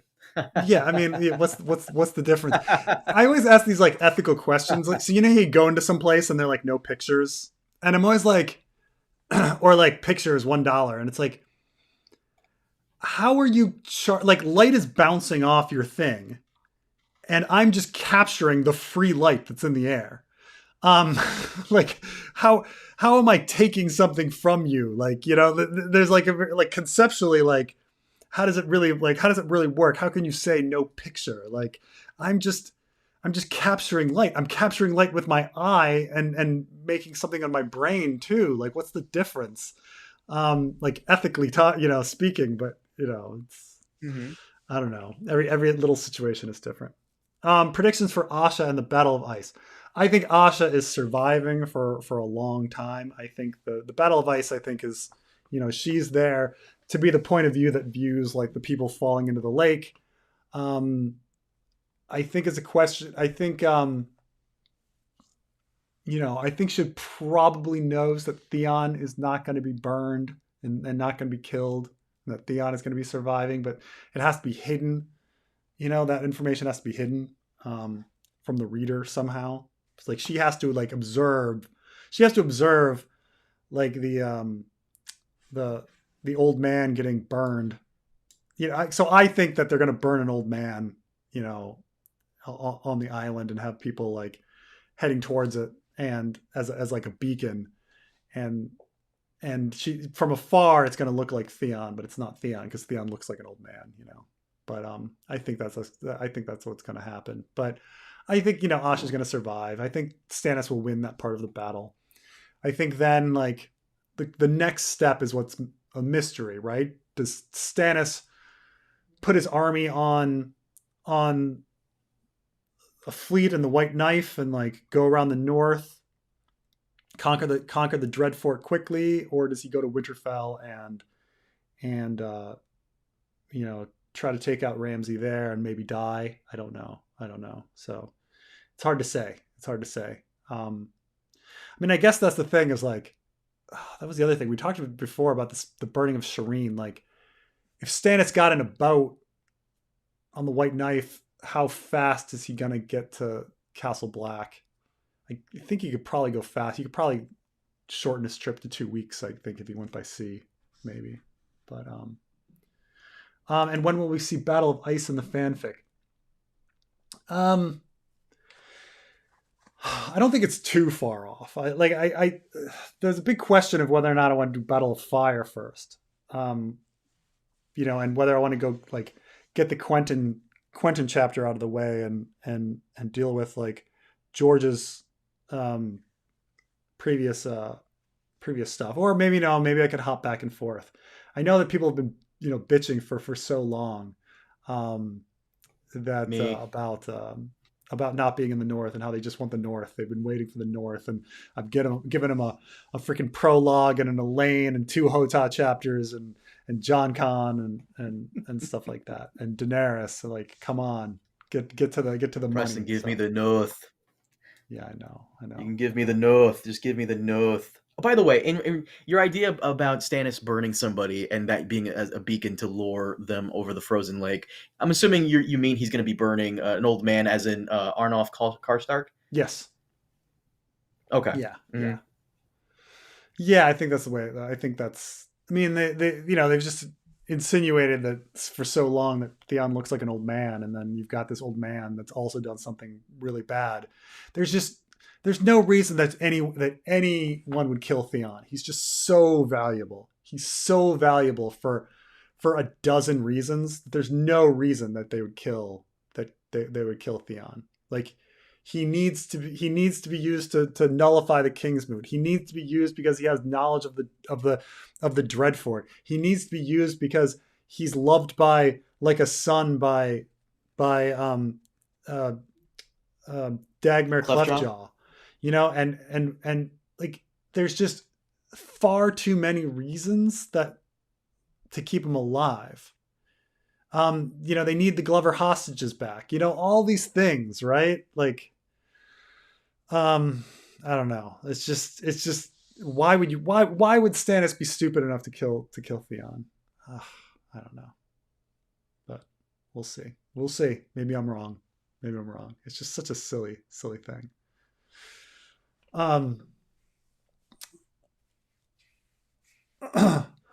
Let's see. All these things. Quentin is dead. Sorry to say. I mean, I don't know how you could have a strong opinion one way or the other. Like, it's just I go over this all the time. Like, you just can't. Like, it's like sitting there and being like, I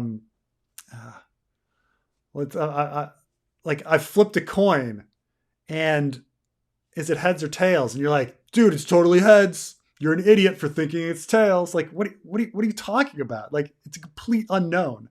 It's a complete and utter unknown. You can treat it like a coin toss. There's no, like, you can't have a strong opinion about it one way or the other. Like, he's either alive or he's dead. We've been given no information, really, to suggest he's dead. I mean, we've been given some stuff that then's like walked back. Like, it's a body that's unrecognizable. We're gonna cut off the chapter right before we know what happens to him. We're gonna have Archibald Ironwood tell a story, and he's gonna cut off right before we know what happens to him. We're gonna give you a body that's unrecognizable. Like, what do you think George was fucking doing? You think he was just doing that shit randomly?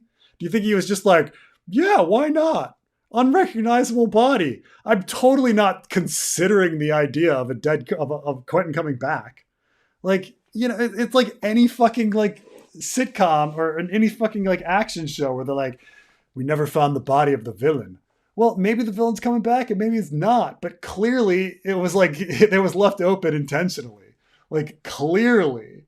So I never understood like the firmness of it. Like, come on. Like, by the way, RK here is calling you out. Did you actually hold a vote to see which chapter is next? I did. And I've totally fucking Elon'd it. Yeah. Yeah, I did. I did. No, he's totally correct. I held a vote and people said they wanted Jamie. And I'm like, fuck, I'm not ready for Jamie. Why did I do that? I totally Elon'd it. Yeah. Do you mind if I bring up that topic of voting that we talked about in private? Do you mind if I bring that up and how fucking ridiculous it is? Or I don't want to bring up something sure. So I don't know how to even go into this without like causing drama. I'll be as vague as possible. Preston has like these rogue galleries of villains who are like in high places in the Thrones community online. Like these people just hate him for no reason, and they're usually like mods and admins of like these random like groups and shit. And one of the main I have criticisms no you're idea where getting Carmine's going with is this, by the way. I'm like, oh oh. no, no, this is just like one of the main hate that like stood out to me reading like this hate mail is that you don't poll the entire Ice and Fire community on where the fanfic should go. Because apparently this is not your fanfic, it's all of our fanfic. Therefore, Mm. you should ask everybody where they think the major decisions should end up.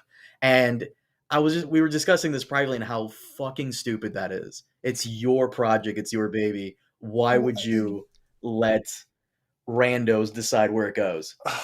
I mean, there's some of that. I mean, keep in mind that like people submit stuff and the editors like do a lot of work. So like, in a sense, like the people that submit and the people that are editors, like are it's their project as well, like and anybody that reads it, it's their project. So I mean, I don't say that there's like ownership in that sense. Like it's more that this like my problem with like polling people would be that Ice and Fire is about doing the unexpected and occasionally doing something that people don't like, in order to create a somewhat uncomfortable narrative where you don't know what's going to happen next. Like if everything were just like, well, what do people want? Um, you're not gonna like, you're not gonna produce the best in terms of like entertainment. It's just that's just not gonna happen. Um, On the topic of that, like real quick, because I've yeah, read people have sent me, even though I fucking told your assholes not to. People have sent me some of the drafts that they've written for you and that you completely ignore, and anyone would, because I would argue that 90% of the people who try to put anything in the fanfic for some reason want Ice and Fire to be like a Marvel film, and I don't understand why you assholes even want that. I don't get why you want like quips like in the Marvel film and gigantic battles with a blue laser shooting out the middle of Winterfell. I'm exaggerating a little mm, bit, but you get the mm, point. And but what I'm saying is it's your project, it's your baby. You decide where it goes. There's a difference to what RK said. There's a difference between deciding what next chapter to do and how Jamie should handle the situation with Stoneheart and Brienne. You yeah, decide yeah, that. And I'm sure the editors put in some details in there on how they would like it to flow yeah. better. I But mean, for the most part, it's your baby. yeah. I mean, keep in mind that and I understand that it's like it looks like a dictatorship kind of situation, but like, I really do try to like when I read each of the submissions, and I really do think about people's ideas, and I really do like take what the editors say to heart. I mean, my mind gets changed a lot on things, and then sometimes it's not. Um, but the so but it's I don't know. It's I don't know if like a major decision like that, like put it to a poll would just work. Like because it's It wouldn't. about doing what people like, doing the unexpected. Um, it's but I don't know. I understand that like it's also like Ice and Fire is all about giving people what they don't want and having them love it. Right? Isn't that like Ice and Fire? Like the Red Wedding. Yes. If you polled people in the middle of a storm of swords, like should Robb Stark die? Like, would you really get a majority of people being like, oh yes? No, like a majority of people be like, no, I want Robb to win. But then the Red Wedding happens and you're like, oh my God, that was such a gut punch. Um, or like the last episode of The Last of Us. Do you think if you polled people on that event happening, do you think people would be for it? I don't think so. They'd be like, no, no, no, no. You know. So I think I think there's a lot of the kind of situation where, this isn't about like, um, you know like democracy and who and what should happen in an ownership sense. It's really about like what narratively would produce the strongest, most emotional, good story. Um, so I don't know. I mean, my mind gets changed all the time. So it's just it's just but it's tough, man. The amount of work people have done and like all the different stories and writing, like it's like I just want to say like I'm in awe on how much work is being done. I'm in awe on how much work I've been doing on it, like And most of for what them for what I and know. most of them are fucking trash. I read a draft where they had Ario Hoto walking into what's Darkstar's castle again? Is it High Hermitage? High Hermitage, yeah. Is that the castle he walked into in your fanfic, High Hermitage? Someone Uh-huh. was complaining like, yeah, dude, he totally should have had like Arthur Dayne be alive in there, and that like Darkstar has been working with Arthur Dayne the entire time. Really, really, Oh, we're doing this. We're doing where did you Arthur read that? Daynes I are didn't read any alive draft now. like that. Some, That was some not someone submitted to sent me me. someone that would. I've seen some drafts. I've seen some Arthur Dayne is alive drafts. I did not see that draft. I would have remembered Arthur Dana's alive draft. It's because you and the editors, your small group of editors, are like the thin blue line from the chaos. I'm telling you. Um, yeah, it's weird. It's a weird, interesting experience.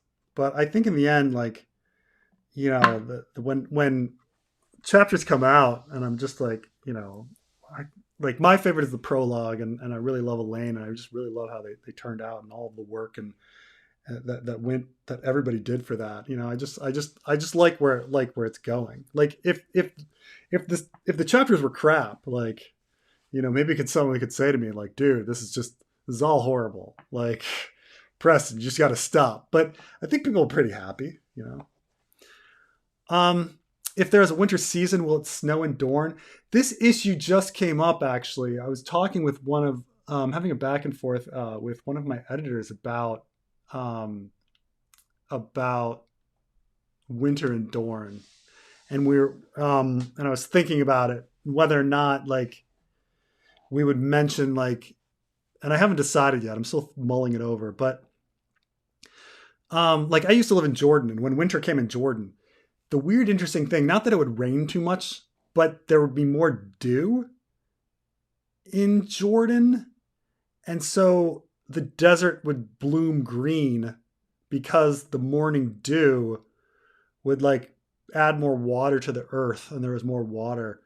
And you'd think like things would happen in Dorne like that and that they might see winter as like a good time.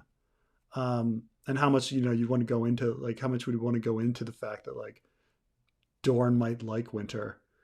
But yeah, snowing in Dorne, like that's a real interesting thing. Like I think people like being surprised that it's snowing in Dorne would be something that would eventually happen. I mean, winter's just come and there's snow in the wind in the Riverlands and King's Landing, but I think it would be very interesting if later on it starts snowing in the Stormlands and then it starts snowing in Dorne and everyone's like, it's never snowed in Dorne. Like I think it should snow in Dorne now that you bring it up. That's interesting. Yeah, I think that's a good point. I demand a recount. Stop the steal. Make the Jamie chapter. Haha. You can do whatever you want. Whatever's practical. It's just that I couldn't think of anything like Jamie is just so like because you're dealing with the whole theme of ice and fire and how to handle Lady Stoneheart. I couldn't come up with something. So like at this moment, like I have better ideas for like um, the Battle of Fire and Sam and what's going on in the north. So yeah, but let's not trash ideas. Yeah, I don't want I mean, I don't want anyone to to get feelings hurt because the thing is like even when I I do. don't, even when I look at something and there's not like every idea in something is not going to be great, but there's going to be a great idea in somewhere. Like somebody might have like a submission that has a lot of bad ideas, but then has one really good idea that will come up. And sometimes it's just hit on by randomly. Um, I mean, I'll spoil something real quick for the Ariane, but somebody kind of just randomly put in that the ship that Ariane's on should be called Lady Kasana, and there was no references to that being significant. Lady Kasana is by the way like Stannis's mom, um, Kasana Estermont, Robert and so like if they're on an Estermont ship, maybe they should be on an Estermont ship, and maybe it should be called Lady Kasana. And it's not that it doesn't come up in the rest of the submission, but like having that be the name of the ship would influence characters in Storm's End, and that they would take note of that, and so that like that eventually like from that comes a new idea. So like even from crazy ideas, like you don't know what kind of ideas come from those and what sprouts out of them. So there's some interesting stuff.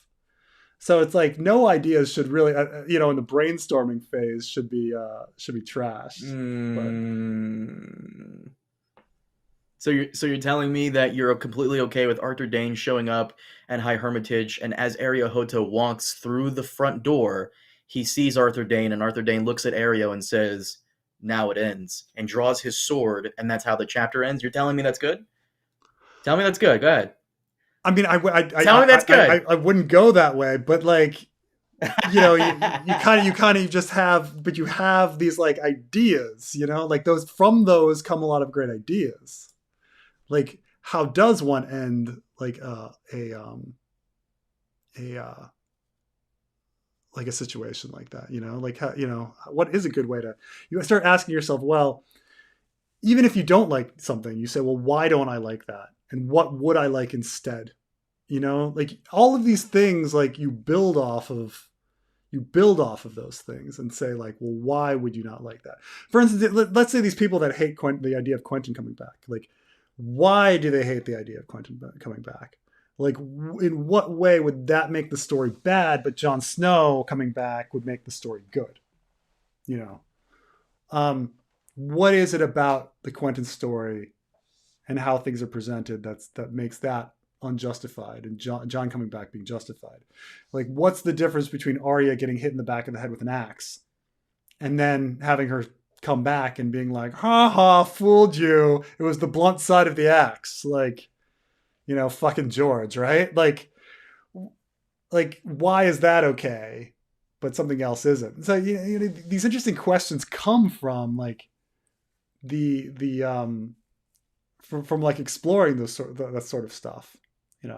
Like why does something something make You're somebody so angry? nice. You're like the nicest guy. I swear to God, you are so nice. Like you're really, I'm being dead ass. You're a very nice man. I You're don't know about incredibly that, dude. nice. I've You're very nice. I mean, Preston a is a lot of, Hufflepuff. He's patient. He's considering how much nice. hate I have out there, apparently, Carmine, that you tell me. Yo, that's so dumb. Yeah, Davos's death is faked, so he could bring Rickon, whose death was faked. John Connington's death was faked, so he could bring Aegon, who claims a fake death. Ideas, right? Everybody's death is faked. So it's funny. My biggest complaint about the chapters is that they are too short. So we've been trying to make them George length. So the prologue and the Elaine chapters are actually both really close to being the longest chapter that George has. So George's longest chapter is Elaine 2, A Feast for Crows. And his second longest is Prologue, A Clash of Kings. and they're both like 8,300 words around there in that I'm forgetting the exact number, 8,200 around there. And so Elaine and Prologue are both pretty close to being that long. Like there was actually like a pairing period where like Elaine went too long, and we were like, we're cutting stuff and being like, fuck, like we got to get it under. We got to shorten this up. John Con was a bit on the short side because he's about to go into a battle, and the battle chapters are really short, but he's actually long for a battle chapter. So like battle chapters tend to be like 2,000 to 4,000 words, and he was like 4,900 around there. Daenerys was a bit short, I suppose, for a Daenerys chapter. I think she was around 4,900. The new Ariane chapter, I think she's around the 5,500 range, which is I think 5,500 is about George R. R. Martin's average. That's about its average length. So, you know, I think we pay attention to the chapter length more than George does, which is kind of a funny thing. But I get like, I mean, or you might be, in a compliment sense, I'll take it in this that they're too short, that you want more. This is what people say about my videos. Like, I'm like 25 minutes in, and then I'm like, I got to cut this video off, and people are like, no, your video's too short. And I'm like, okay.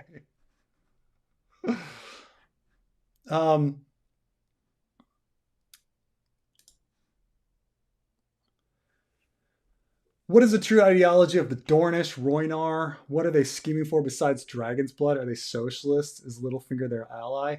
I do think, but it's not based on much. But I do think that Doran is more of a socialist than others, or he believes in at least like an enlightened king that would be more giving and create like more socialist like laws on the books to protect from the evil lords or something. Like I think there's something about Dornish law being more charitable and equal and having justice and stuff like that, social justice and all that. I think there's more of that. So I think that I'm just basing this on the idea that like Tyrion went through Croyane. It was very sad that the city was destroyed and that this Rhaenyra civilization was destroyed.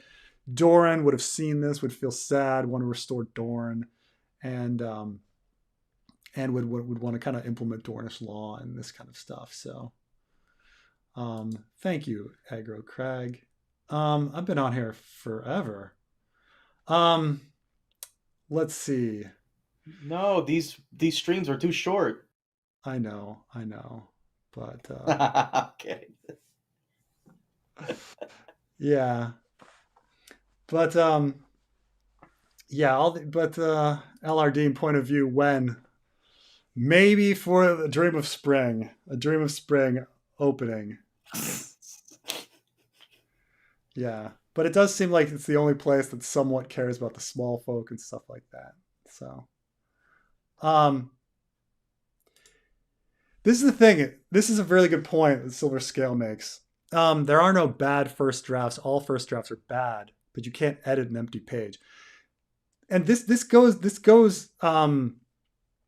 with a lot of the submissions and like even my first like amalgamation when I put everything together. Like, I put it together. I'm always like, nah, it's okay. Nah, it's passable. And then the editors go through and they're like, well, this is wrong. What if we add this here? And it's like, well, that's another gem. Well, that's another gem. That's another gem. And then they start putting it in George R. R. Martin style. And all of a sudden, like, it starts getting processed and starts becoming a little more refined and beautiful, and so it's there's in a sense, like, has any single submission been good?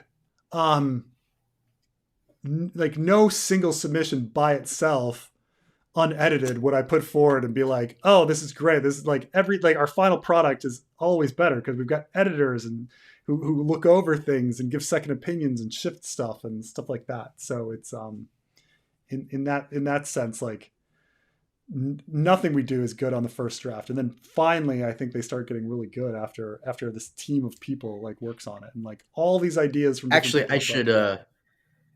Yeah. I should probably correct certain things here. So I don't know. So I find it weird that you never got that draft that I got. But keep in mind, I do not read any of the drafts that Preston gets. For some reason, people keep thinking that if they send me stuff, I'll somehow get it to you. I know I am far detached from that. And on the topic of your editors, they are the true unsung heroes of A Song of Ice and Fire, The Winds of Winter Preston version. They really, truly are. You've told me a lot of like you've been very, very open to me privately about how awesome those guys are and how they're really in there in the thick of it. Oh yeah. Oh yeah. I mean, So shout out to those guys. I've got a team of 6, and it's just like they all they're all very good writers, and they all know the series inside and out. And so it's like Mm-hmm. it's very nice having all of that together, just in catching things and like coming up with ideas and pulling stuff in. That's what's kind of cool. A, a team of 6, you say? If only you had one more, that could have really been like that. There it is. I can't. No, I've turned people away because it's crowded. It's crowded. I can't handle more than 6 at the moment, because like there's disagreements. The There's band of disagreements. 6. There it is. Ooh, love it. I mean, with me it's 7, right? Right. I'm the stranger. There it is. There it is. Oh, there it is. There it is. You'd be the father. Stop it.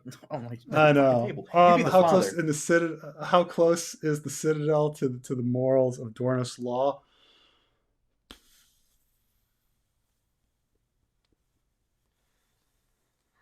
I don't know. I don't think. I mean, the citadel seems to accept randos off the street, right? And I think they are thinking about like the grand scheme of like survival of society, right? If we believe in that they're trying to get rid of dragons and stuff like that. But I don't think they necessarily care about the the plight of the hungry peasant, or anything like that, or else they would have done something long ago. But yeah. Yeah. All right, guys. I've been on here forever, so thank you all for Wait, watching. where are you going? Whoa, where are you going? We didn't do it. Euron versus Daario. We talked a little bit. First of all, Daario wins because he has 2 eyes. Fucking Daario wins because he fucking. How old is Daario? Because there's no experience. There's no substitute for experience, and age does matter. I So think they're both Euron is old. what, in his mid. Euron's in his mid-30s, right? Yeah, or older. And for the most part, I think you're right in regards to Daario winning, not because of the eye thing, but because Euron has spent most of his time fucking up sailors and non-fighters, while Dario's been in the fighting pits, or Yeah, kinda, it and he's says been a he's somewhere mercenary out there. between. He's somewhere between around 32 and 30. No, he's the youngest he could be is around 32. The oldest he could be is like 44, something around there. So in there. But and Dario's old too. I mean, relatively speaking, considering, he's banging teenagers. But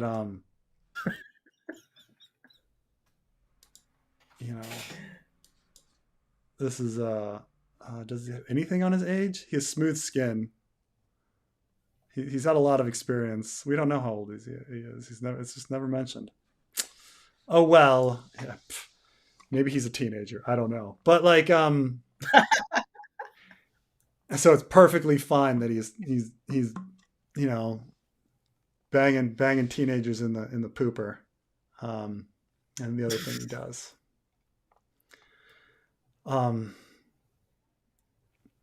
It's true. Daario has 2 blades. Euron only has 1. I mean, the only thing I could see Euron doing is if he uses his glass candle to like get in Dario's head beforehand, and he's allowed to wear the armor. If he was wearing the armor, if he gets to wear that Valyrian steel armor, I think he wins. but without the armor, Daario is going to cut him to pieces because Euron just doesn't have the depth perception. You know, yeah, yeah. This is the way I'm talking. That's the line, that the George line of did Daario bang a teenage girl in the pooper?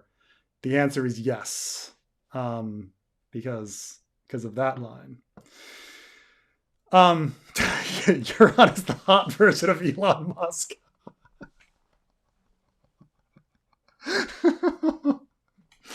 I'm trying to think, like, I mean, I don't know, like, Euron's plans haven't crashed and burned as fast as Elon's.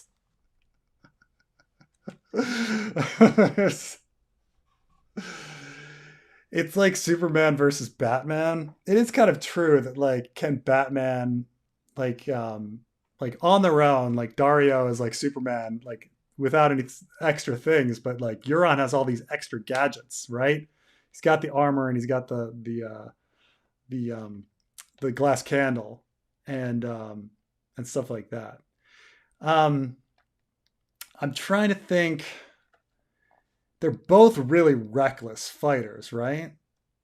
But and ruthless. But so we'll see. But I have to say, like, if it's just like two guys in a fair fight, Daario's totally going to take him because just on the sense that, like, Euron doesn't have the eye. Plus, I just don't see, like, timing wise, like, if you're a sailor, you're spending so many days, like, on ships. Like, how much sword fighting can you really do on a ship? And practice.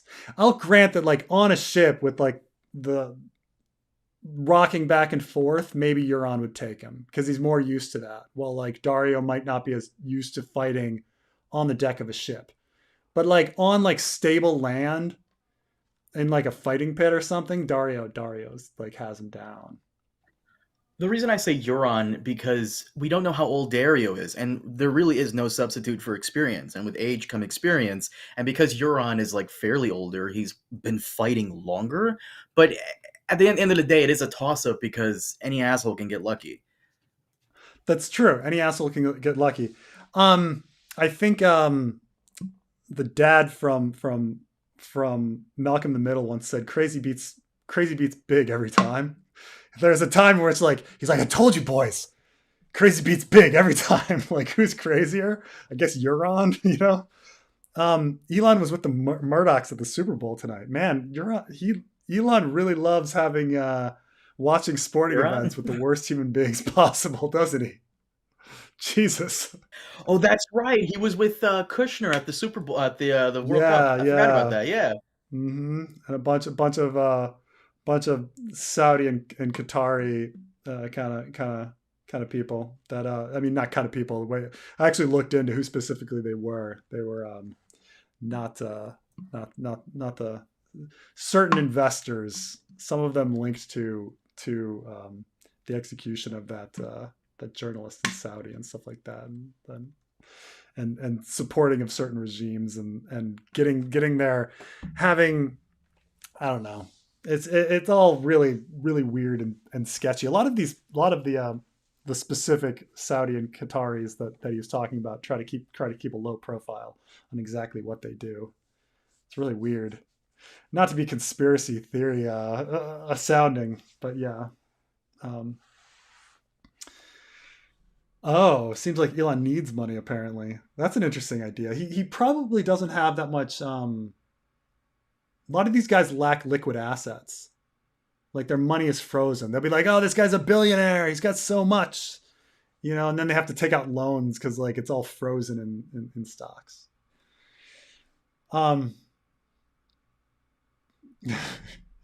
He's really owning the libs. Yeah, I know.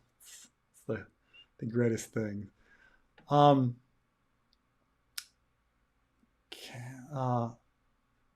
has salt-stained boots. A pirate? I think he's probably got some experience, but Euron's all day long.